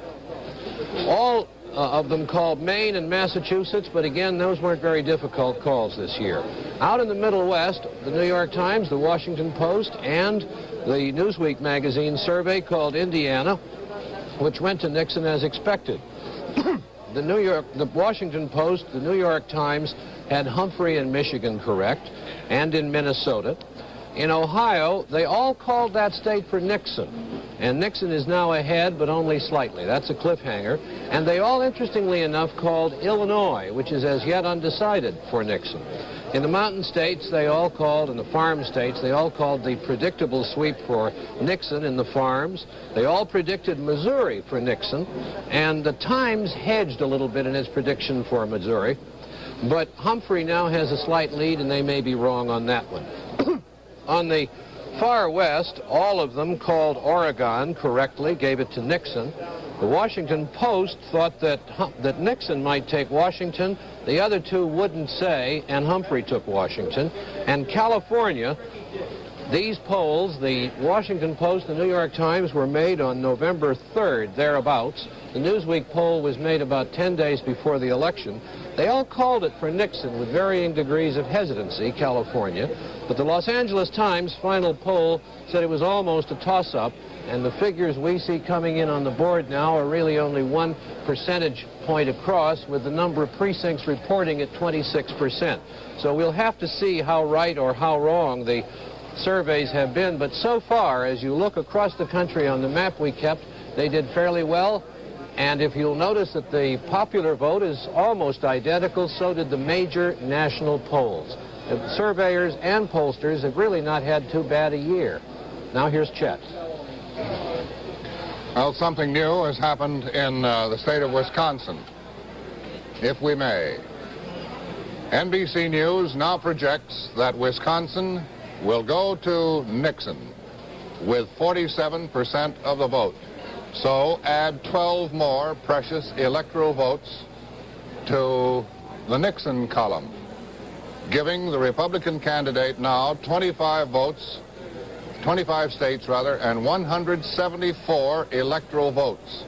Humphrey has carried 12 on the basis of our projections, with a total of 137 electoral votes, and Wallace has a total of 45. As David mentioned a moment ago, this undoubtedly is as far as George Wallace can go, because he is not considered to be a strong contender in any of the states which are still in doubt. We still stand at 26%, by the way, from California. Nothing has changed there. Pennsylvania remains practically the same. So does Illinois. So does New Jersey. Wait a minute. We do have a new figure coming up from Illinois. 62% of the vote is now in from Illinois, and the gap has closed once again. Nixon has now taken the lead once more in the state of Illinois with a margin of about 6,000 votes. But for all intent and purposes, they both have 46% of the vote. 38% of that big Illinois vote, however, still remains to be counted. That one is very much up in the air. Texas, we still have only 81% of the vote. No change there. Missouri, 91% of the vote, and Humphrey still has a narrow lead there. To the NBC News projection desk, it seems more and more that the presidential election is going to hinge on the results from California. And the vote from California is coming into our elections central slowly. There are 9 states, actually, where the races still are too close for NBC News projection desk to pick a winner. Of the 9, Nixon is leading in Alaska with 3 votes, California with 40, Montana with 4, New Jersey with 17, Ohio with 26. NBC News has just projected Wisconsin in his behalf. 12 electoral votes there. Now, Humphrey, on the other hand, is leading in Missouri with 12, Pennsylvania with 29, Texas with 25, let's see, in Illinois, we now have Nixon back in the lead. Well, so on the basis of assigning arbitrarily the electoral votes to the candidate leading in the popular vote at this moment, we must say that the whole issue is still very much in doubt, and therefore could come down to the state of California with the 2 candidates virtually even. And California could yet, at some early hour this morning, some late hour this morning, resolve the entire thing. We'll be back in just a moment.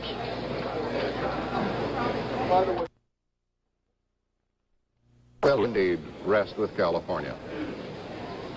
David? Here are the other four states still in doubt, beginning with New Jersey. We have 86% of the vote counted, and it's still too close to call for reasons you can see there. 46% of it for Nixon and 45 for Humphrey. A difference of about 48,000 votes out of 2,700,000, something like that. Ohio, big industrial state with 26 electoral votes. Either candidate would be delighted to have it. At the moment, Nixon has a lead of about 110,000 votes, and he has 46% to Humphrey's 42. Pennsylvania, 92% in.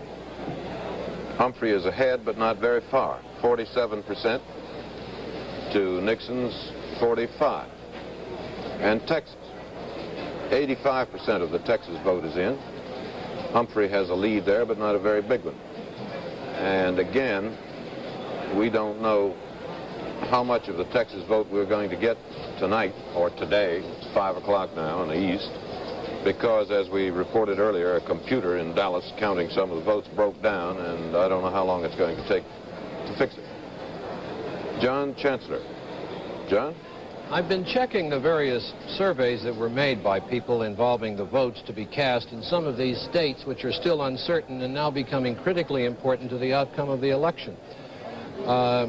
Illinois, as we said before, had been unanimously predicted for Nixon by the New York Times, the Washington Post, and the Newsweek survey. Ohio had been unanimously given to Nixon by the same 3 organizations. New Jersey had been given to Nixon by the same organizations, but with a little less certainty. They hedged a little bit on New Jersey, but both the Washington Post, the New York Times, and the Newsweek surveys gave that state to Nixon. Missouri had been given to Nixon by the same 3 organizations. Texas was a toss-up in all the polls and surveys. Nobody would guess anything on Texas, but in terms of Pennsylvania, here's another state that, pardon me, that is in the balance, and all of the surveys gave that to Nixon. Now, I think this is important because the surveys so far have had a rather high degree of accuracy. And if they were actually determining the true intent of the voters at the time they made the polls, and 2 of these surveys were made and published around the 3rd of November, they were very late, then Nixon, in terms of these uncertain states, has a little bit of an advantage. And I think that's about all we can say now. The mathematics of it are fairly clear. If he wins Illinois and California and Ohio, then either New Jersey, Pennsylvania, Alaska, Missouri, and Texas, a combination in there, will put him over the top. And I think we just have to wait for a while and see. Indeed, the votes may not be in tonight for us to determine that. But in the meantime, somebody? Those surveys are extremely good. In the states they gave to Nixon that you were reading there, Nixon is ahead in all of them except Pennsylvania. It's very close there. Well, Illinois is an interesting state, David. If you think about it, it reminds me very, very much of 1960 when John Kennedy was running in Illinois against Nixon, and we had the same sort of thing at almost the same hour. And the spread now is not 8,000. It's 8,000, and that's what it was in the 1960 election. There was 8,000 odd votes that went to John Kennedy when a Chicago vote, if you'll recall, I think it was 100 or 200 or 300 precincts in Chicago, turned up quite late in the evening, and that pushed Kennedy over the line and won him that state's 26 electoral votes. And a lot of people say the election, at least the Chicago Democratic Party has been saying it won him the election for a long time. And it's quite interesting to me to see that we're in the same position at the same hour now, 8 years later, in that interesting state, Illinois. Something to think about. We'll be back in a minute.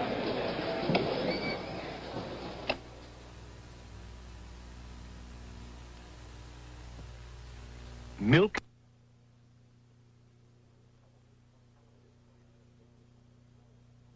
Nobody's claimed any victory, by the way. No one.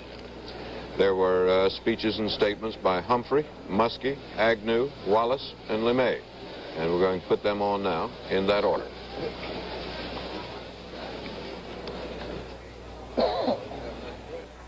May I take a moment just to thank you, first of all, for your patience tonight. You have waited a long time, and I have waited an equally long time. And I wanted to take just a moment to come here to express my thanks to all of my many friends, particularly here at home, and the many that have come from other parts of the nation, for your wonderful support, and to tell you that I feel sufficiently at ease so that I want to get a good night's rest.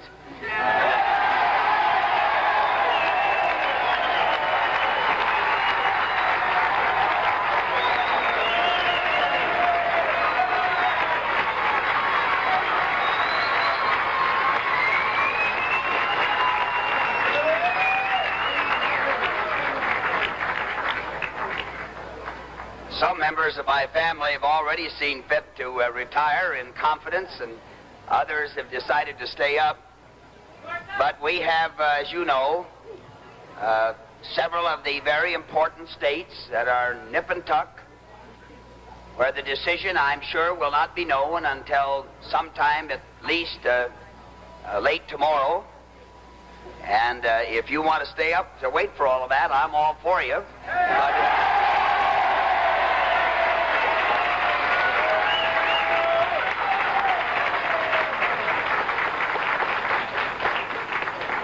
But you've been watching the television, and you've been listening to the reports, and I believe that it's fair to say that we have done much better than most observers had thought we would, and about as good as I thought we would.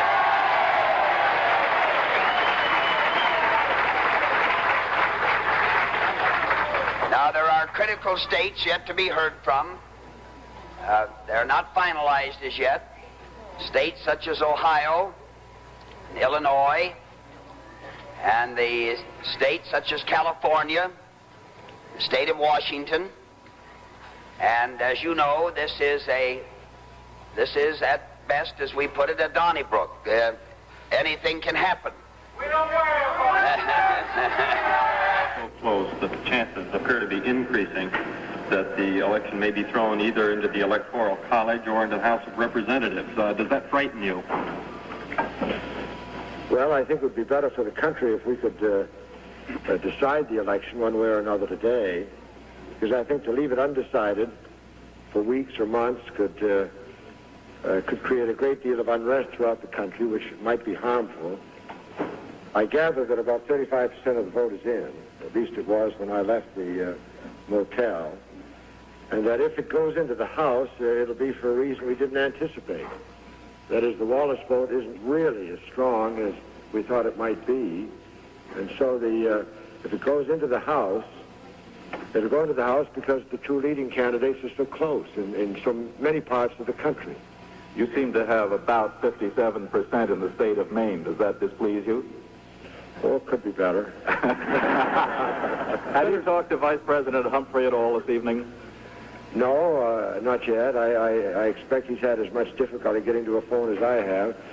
Most of the evening has been sort of in the nature of a homecoming, and it's been good to see friends. And for those of you here in the audience, the photographer for Time magazine who's been traveling with us gave us a show of his slides. It lasted about an hour. It was a great show for those of us who've been on the trip. And we've done that and met family and friends and had some good Maine lobster and clams. You know, I tried to avoid looking at the television set until something came in rather definite. Well, it is a rather late hour, isn't it? Something like 25 minutes of 4. And I guess everyone has been watching with as much interest as I have back at Government House, and it's perfectly obvious to anyone that the results are inconclusive at the moment. I do feel that trends are developing that are very helpful to the ticket, and I feel most optimistic. I've talked with Mr. Nixon on the phone just about 10 minutes ago. He shares my feeling that these trends are developing in a most satisfactory way for us. We certainly aren't predicting at this moment a victory. We are feeling to some extent encouraged beyond what we expected to be at this hour. I want to express my appreciation to the people here and the people across the country for the wonderful support they've given the team.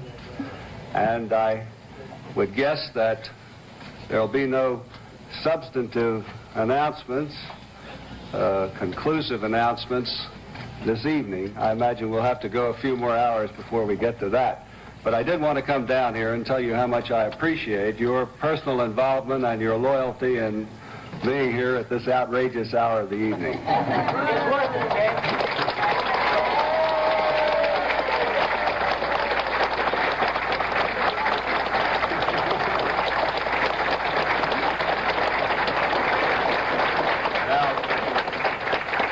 Understand that nobody's chasing anybody away, that you're perfectly welcome to stay as long as the human body and stamina remain.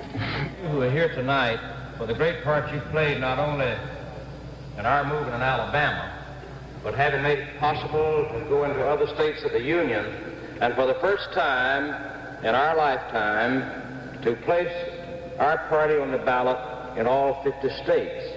And you can rest assured that this movement has had its impact because of you.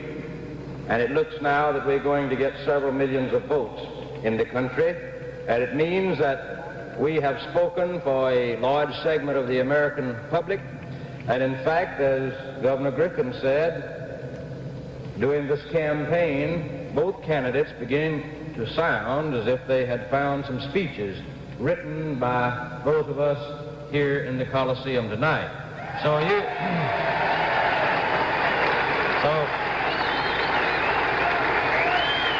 again, let me thank Governor Brewer and his staff, General and Mrs. LeMay, and I want to thank my family who have been very tolerant in my being away so long, who are here with me tonight, my mother, my son George, my daughter Lee, my daughter Peggy, my daughter Bobby and her husband Jim Parsons, and my mother-in-law and father-in-law, who are someplace with us tonight from Tuscaloosa, right here on the stage.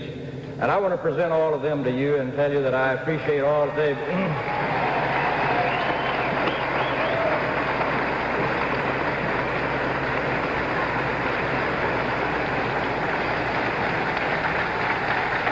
I do want to present to you Mr. and Ms. Burns, Governor Lairling's mother and father.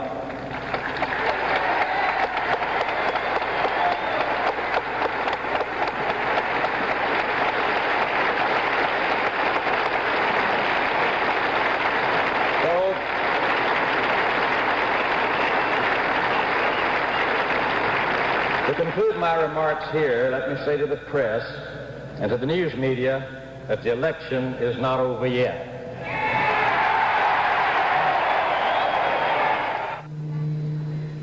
I think it's a little bit early to talk about the results of the election yet.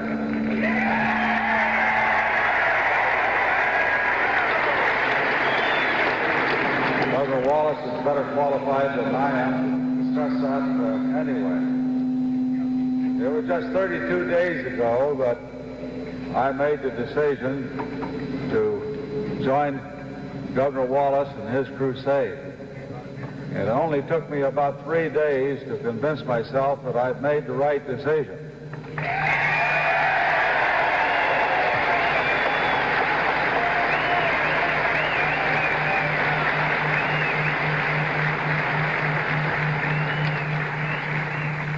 I have spent a long time, over 2 months, trying to analyze the pros and cons of taking this step. And I knew what the odds were of winning, and this had nothing to do with the final decision that I made.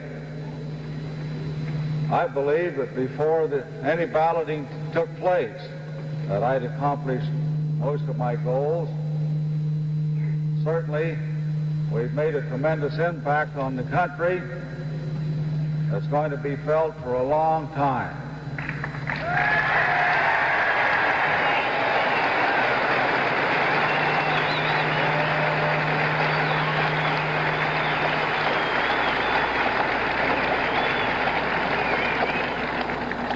If you add the popular vote of the American Independent Party with the Republican Party, the last figures I saw came nearly 60% of the American people who are dissatisfied with the trend toward socialism that we've encountered in the past 8 years.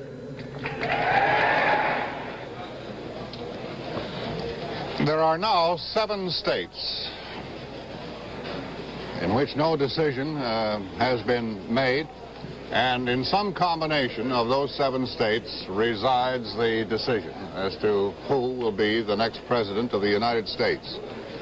The popular vote board now indicates that 83% of the vote is in, and in the percentage column, the 2 candidates, Nixon and Humphrey, are virtually in a tie, with Nixon about 300,000 votes up.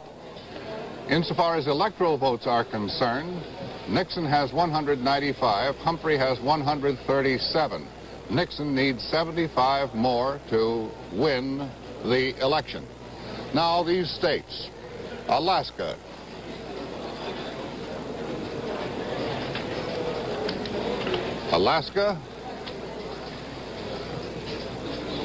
with 3 electoral votes, Nixon is currently leading. But with only 30% of the vote in, Nixon 47%, Humphrey 43%. California, 47% of the vote is counted. Nixon with a slight advantage, 47% to Humphrey's 46%. Illinois, 79% of the vote is in. Again, the 2 candidates are virtually in a tie. Missouri, 94% of the vote is in. Humphrey with a slight advantage, 45% to Nixon's 44%. Pennsylvania, 92% of the vote is in. Humphrey with 47%, Nixon with 45%. And finally, Texas.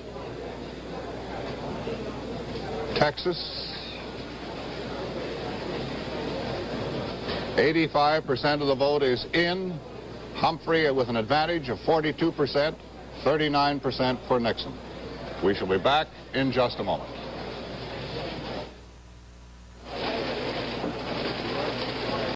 NBC News election coverage continues.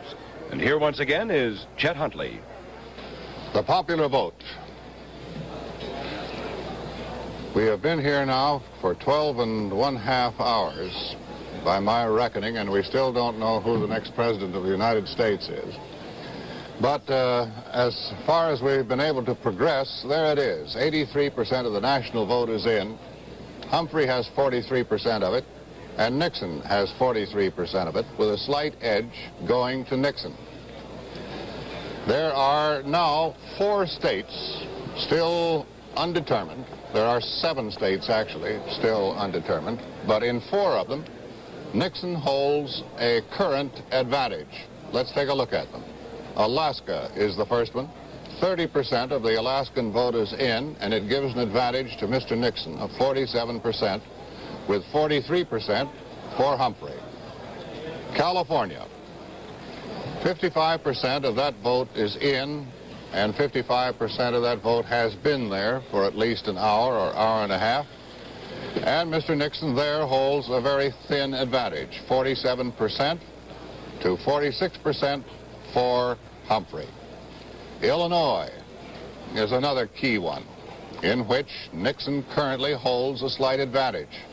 But in the percentage column, as you can see, the two are just about equal, but an advantage in numbers of about 45,000 in behalf of Nixon. And in Ohio, 94% of the Ohio vote is in, and indeed has been in for several hours. But the numbers and the percentages give a slight advantage to Mr. Nixon. 45% for Nixon, 43% for Humphrey. David? Well, let's look at the electoral totals, because that's where the election will be decided. And when we do, we see that Nixon has 195 electoral votes, Humphrey has 137, and Wallace 45. John Chancellor is sitting over there with some kind of marvelous and perhaps magic machine with him. But about 5 minutes ago, he used a pencil and a yellow pad and deduced that Humphrey... Well, didn't you? Yes, I did, but I'm revising the figures, and I have them ready, but they're not quite what I gave you, because I've been used to this machine. I was very impressed with them, and I was about to repeat them. Well, I think you ought to be careful. That's why I've asked to come back on as soon as I can. I have them ready now if you want to go through. All right, go ahead. The position we're in now is that it looks as though it's going to be very, very difficult for Hubert Humphrey to win a majority in the Electoral College. Let's take as our figures the 7 states which are still unsettled in this election. Texas, Pennsylvania, and Missouri lean toward Nixon at this moment. He's a little bit ahead in them. Now he has toward Humphrey. Humphrey has 137 electoral votes. If we give him the states he's leading in now, that will bring his electoral total to 203 votes, which is still 67 votes short of a majority in the Electoral College. So to win, Humphrey would need to carry Texas, Pennsylvania, and Missouri. They're all leaning toward him now a little bit. And then to pick up California, plus either Ohio or Illinois, plus Alaska. If he missed on Alaska and got either Ohio or Illinois, he'd get 269 electoral votes and would lose the election. Now, Nixon is in a much stronger position. I said a little while ago that he might make it without California. He has to have California to make it, as I see it. But if we take his 195 electoral votes that he has now, and we put in Alaska leaning to him, Ohio, he's ahead, Illinois, he's a little bit ahead, California, he's a little bit ahead, that brings his electoral vote total to 290 votes. So that Richard Nixon, as it stands now, can lose either Ohio or Illinois and Alaska and still come in and win this election with 271 electoral votes. So California is still essential to either man, but the odds are getting very long on Hubert Humphrey being able to pull this one off. And that's where we stand now. As I say, I found that analysis impressive and was about to repeat it. But since you have, I don't need to. Thank you. And now we're going to look at Missouri, Pennsylvania, and Texas, 3 of the remaining undecided states. First, Missouri. 94% of it is in. It's very close. There's a difference of about 11,000 votes. Humphrey has 45%, Nixon 44%. It is so close that we are unable to project the outcome in Missouri. In Pennsylvania, Humphrey has a small lead, has had for some time, 47% to Nixon's 45%. That also is too close to call, and so we're not calling it. And Texas. 85% of Texas has been counted. Humphrey has a lead there of 3 percentage points. Let's go back to Pennsylvania, where I think something is about to happen. In fact, I know something is about to happen. No, not there. NBC News now projects Humphrey to be the winner in Pennsylvania. And the projection is that when all the votes are added, all of them are counted, he will come out with 47%. Now let's look at the electoral board. Have you got it up there yet? No, it hasn't been added. So it's not there yet. So add Pennsylvania's 29 votes to Humphrey's 137. That gives 156, 166. And 13 states for 166 votes, and that leaves 6 undecided.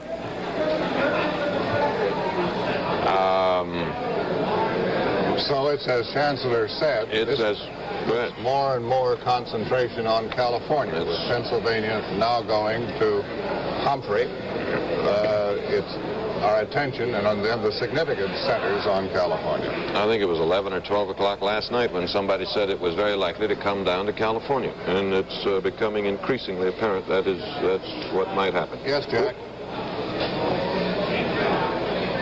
Here, now that Humphrey has taken Pennsylvania, if he holds on to Missouri and he holds on to Texas, and he picks up either Ohio, Illinois, or California, he will throw it into the House of Representatives. Okay. And it's a distinct possibility, yeah. We'll be back in a moment.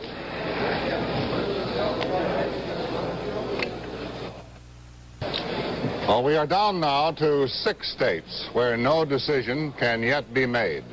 Nixon is leading in 4 of them. Humphrey is leading in 2. Nixon is leading in Illinois, Ohio, Alaska, and California. Humphrey has a slight lead in Missouri and Texas.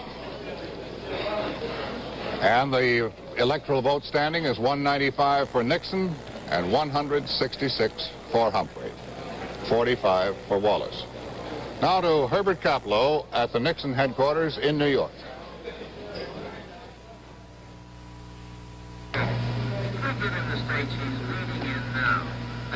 I am in the ballroom of the Waldorf Astoria, where just a few hours ago there was quite a bit of activity. Several hundred Nixon supporters waiting here, hoping for a victory that has so far eluded them, although the situation certainly looks better for the former vice president than it does for the present vice president. Mr. Nixon is in his suite on the 35th floor of this hotel, presumably sleeping at this point. We were told a few hours ago that there would be no further information from the Nixon camp until about 10 o'clock Eastern time this morning. That would be about 3 hours from now. The reason for that seems to be obvious. They want to know more about California. They are waiting for that to be the decisive clincher for them.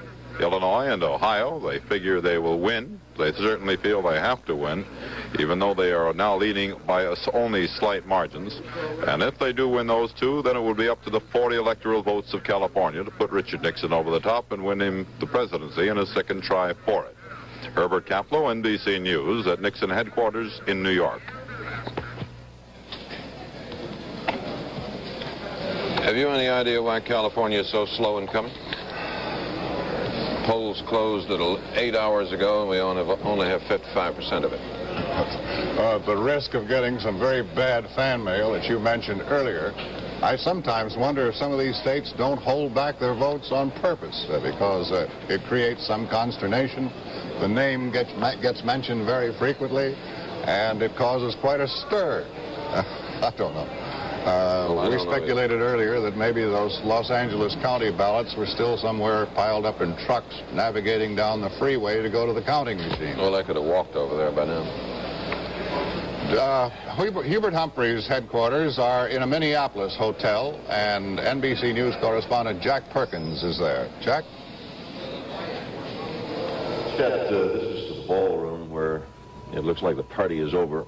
And Mr. Humphrey, of course, is up in his room and is presumably sleeping. We don't know. About 4 hours ago, he stood at this podium and said that, quote, "I feel sufficiently at ease to get a good night's rest."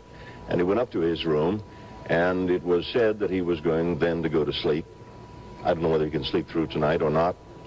But since then, we have heard nothing publicly from him, and we are not expecting to hear anything more from him for at least 3 hours. From some of his friends and aides, we have heard a few comments, and they are words of discouragement. Jack Perkins, NBC News, the Leamington Hotel, Humphrey headquarters in Minneapolis. Sorry, we were unable to get the picture, but verbally, I think you got the picture at any rate. To Sander Van Oker. Chet, we still have those 4 races undecided. They haven't changed in the last half hour.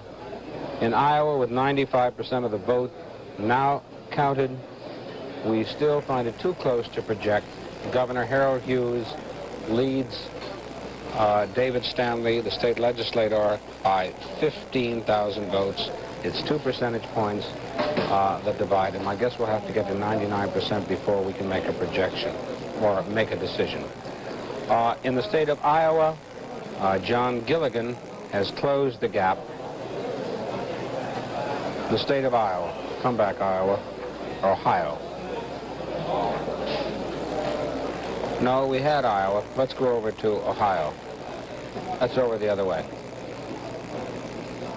Well, anyhow, in Ohio, John Gilligan is running behind Bill Saxby, the Attorney General of the state, by 2 percentage points, but he has closed the gap. It was 100,000 before. It's about 50,000, less than 50,000 now. In the state of Oregon, where Senator Wayne Morris was seeking his 5th term, he has run behind state legislator Robert Packwood all evening long. And again, there are 2 percentage points divide these 2 men. In the state of Alaska, it is much too early and much too close there to call that race. Mike Gravel, the Democrat, leads Elmer Rasmussen. The Republican, Ernest Greening, the man that Gravel beat in the primary, is not doing too well with his writing campaign. We're not even sure that writing campaign is legal. Frank? Thank you, Sander. We had 21 governor's races. We have projected winners in 18 of them, meaning that 3 of the governor's races remain unsettled at this hour. And here is where they stand, beginning with Arkansas. 65% of the vote counted. Percentage standpoint, an even division, 50-50, a difference of about 1,000 votes for Republican Rockefeller over Democrat Frank. Another undecided race is in Illinois. Now, with 80% of the vote counted, the Republican Ogilvie has about 344,000 votes over the Democratic incumbent Shapiro. And the reason we're holding off on this is for more tabulation of returns from Chicago, where 1/3 of the vote in Illinois comes from. It has been running heavily in favor of Shapiro, but the last word we had was that less than half of the vote from Chicago had been counted, so we're holding off on that one. The remaining unresolved contest is in New Mexico. 92% of the vote counted, percentage even, 50-50, a difference of about 2,000 votes there in favor of the Republican incumbent Dave Cargo. So the remaining 3 races, the Republicans lead in all 3, but they held 2 of them going into the election this year, so they stand to make a net gain in what remains open of only 1. Of the 18 races that we've called, 10 have gone to the Republicans, 8 to the Democrats, representing a net gain so far of 4. If the trend that we've just seen continues, they would pick up 1 more for a net gain of 5. Edwin? Well, we've been saying from the beginning of the evening, and it didn't take any great perspicacity to do so, that there were 2 questions to follow in the House. One was which party would control the House, that is to say, which party would have the greater number of members, and the other question was which party would control the state delegations, a matter of consequence in case the presidential election went there. Well, nominally, the Democrats now control enough to elect a president. If the election goes into the House, they have 26, the Republicans have 15. 5 are tied. There are 4 more to go. But remember that of those 26, A number of them were in the South, including 5 that went to George Wallace for the presidency. That doesn't count South Carolina, which Richard Nixon took. So if it does go into the House, those figures mean less than they appear to, and I guess I've said that often enough now, and that's sufficiently understood. It must have been clear to you that the lights were going out all over the NBC studio. One was tempted to say one didn't know when they'd go back on again, but they went back on very quickly. So let's go to another board, the recap board. As you can see, the Democrats have won 240 seats, the Republicans 184. The Republicans have gained 3. The Democrats are assured of a majority. They are already 22 seats past the needed 218, and we think they're going to get a few more. And we're going to show them the projection board as well. There it is. We think the Democrats will get 243, the Republicans 192, net gain of 4 for the Republicans. Terrible disappointment for them. Surprisingly gratifying performance by the Democrats in the House. The people have evidently said they like the House about the way it is now, just with its political balance as it is now. They don't want any changes. Now, we'll be back in a minute.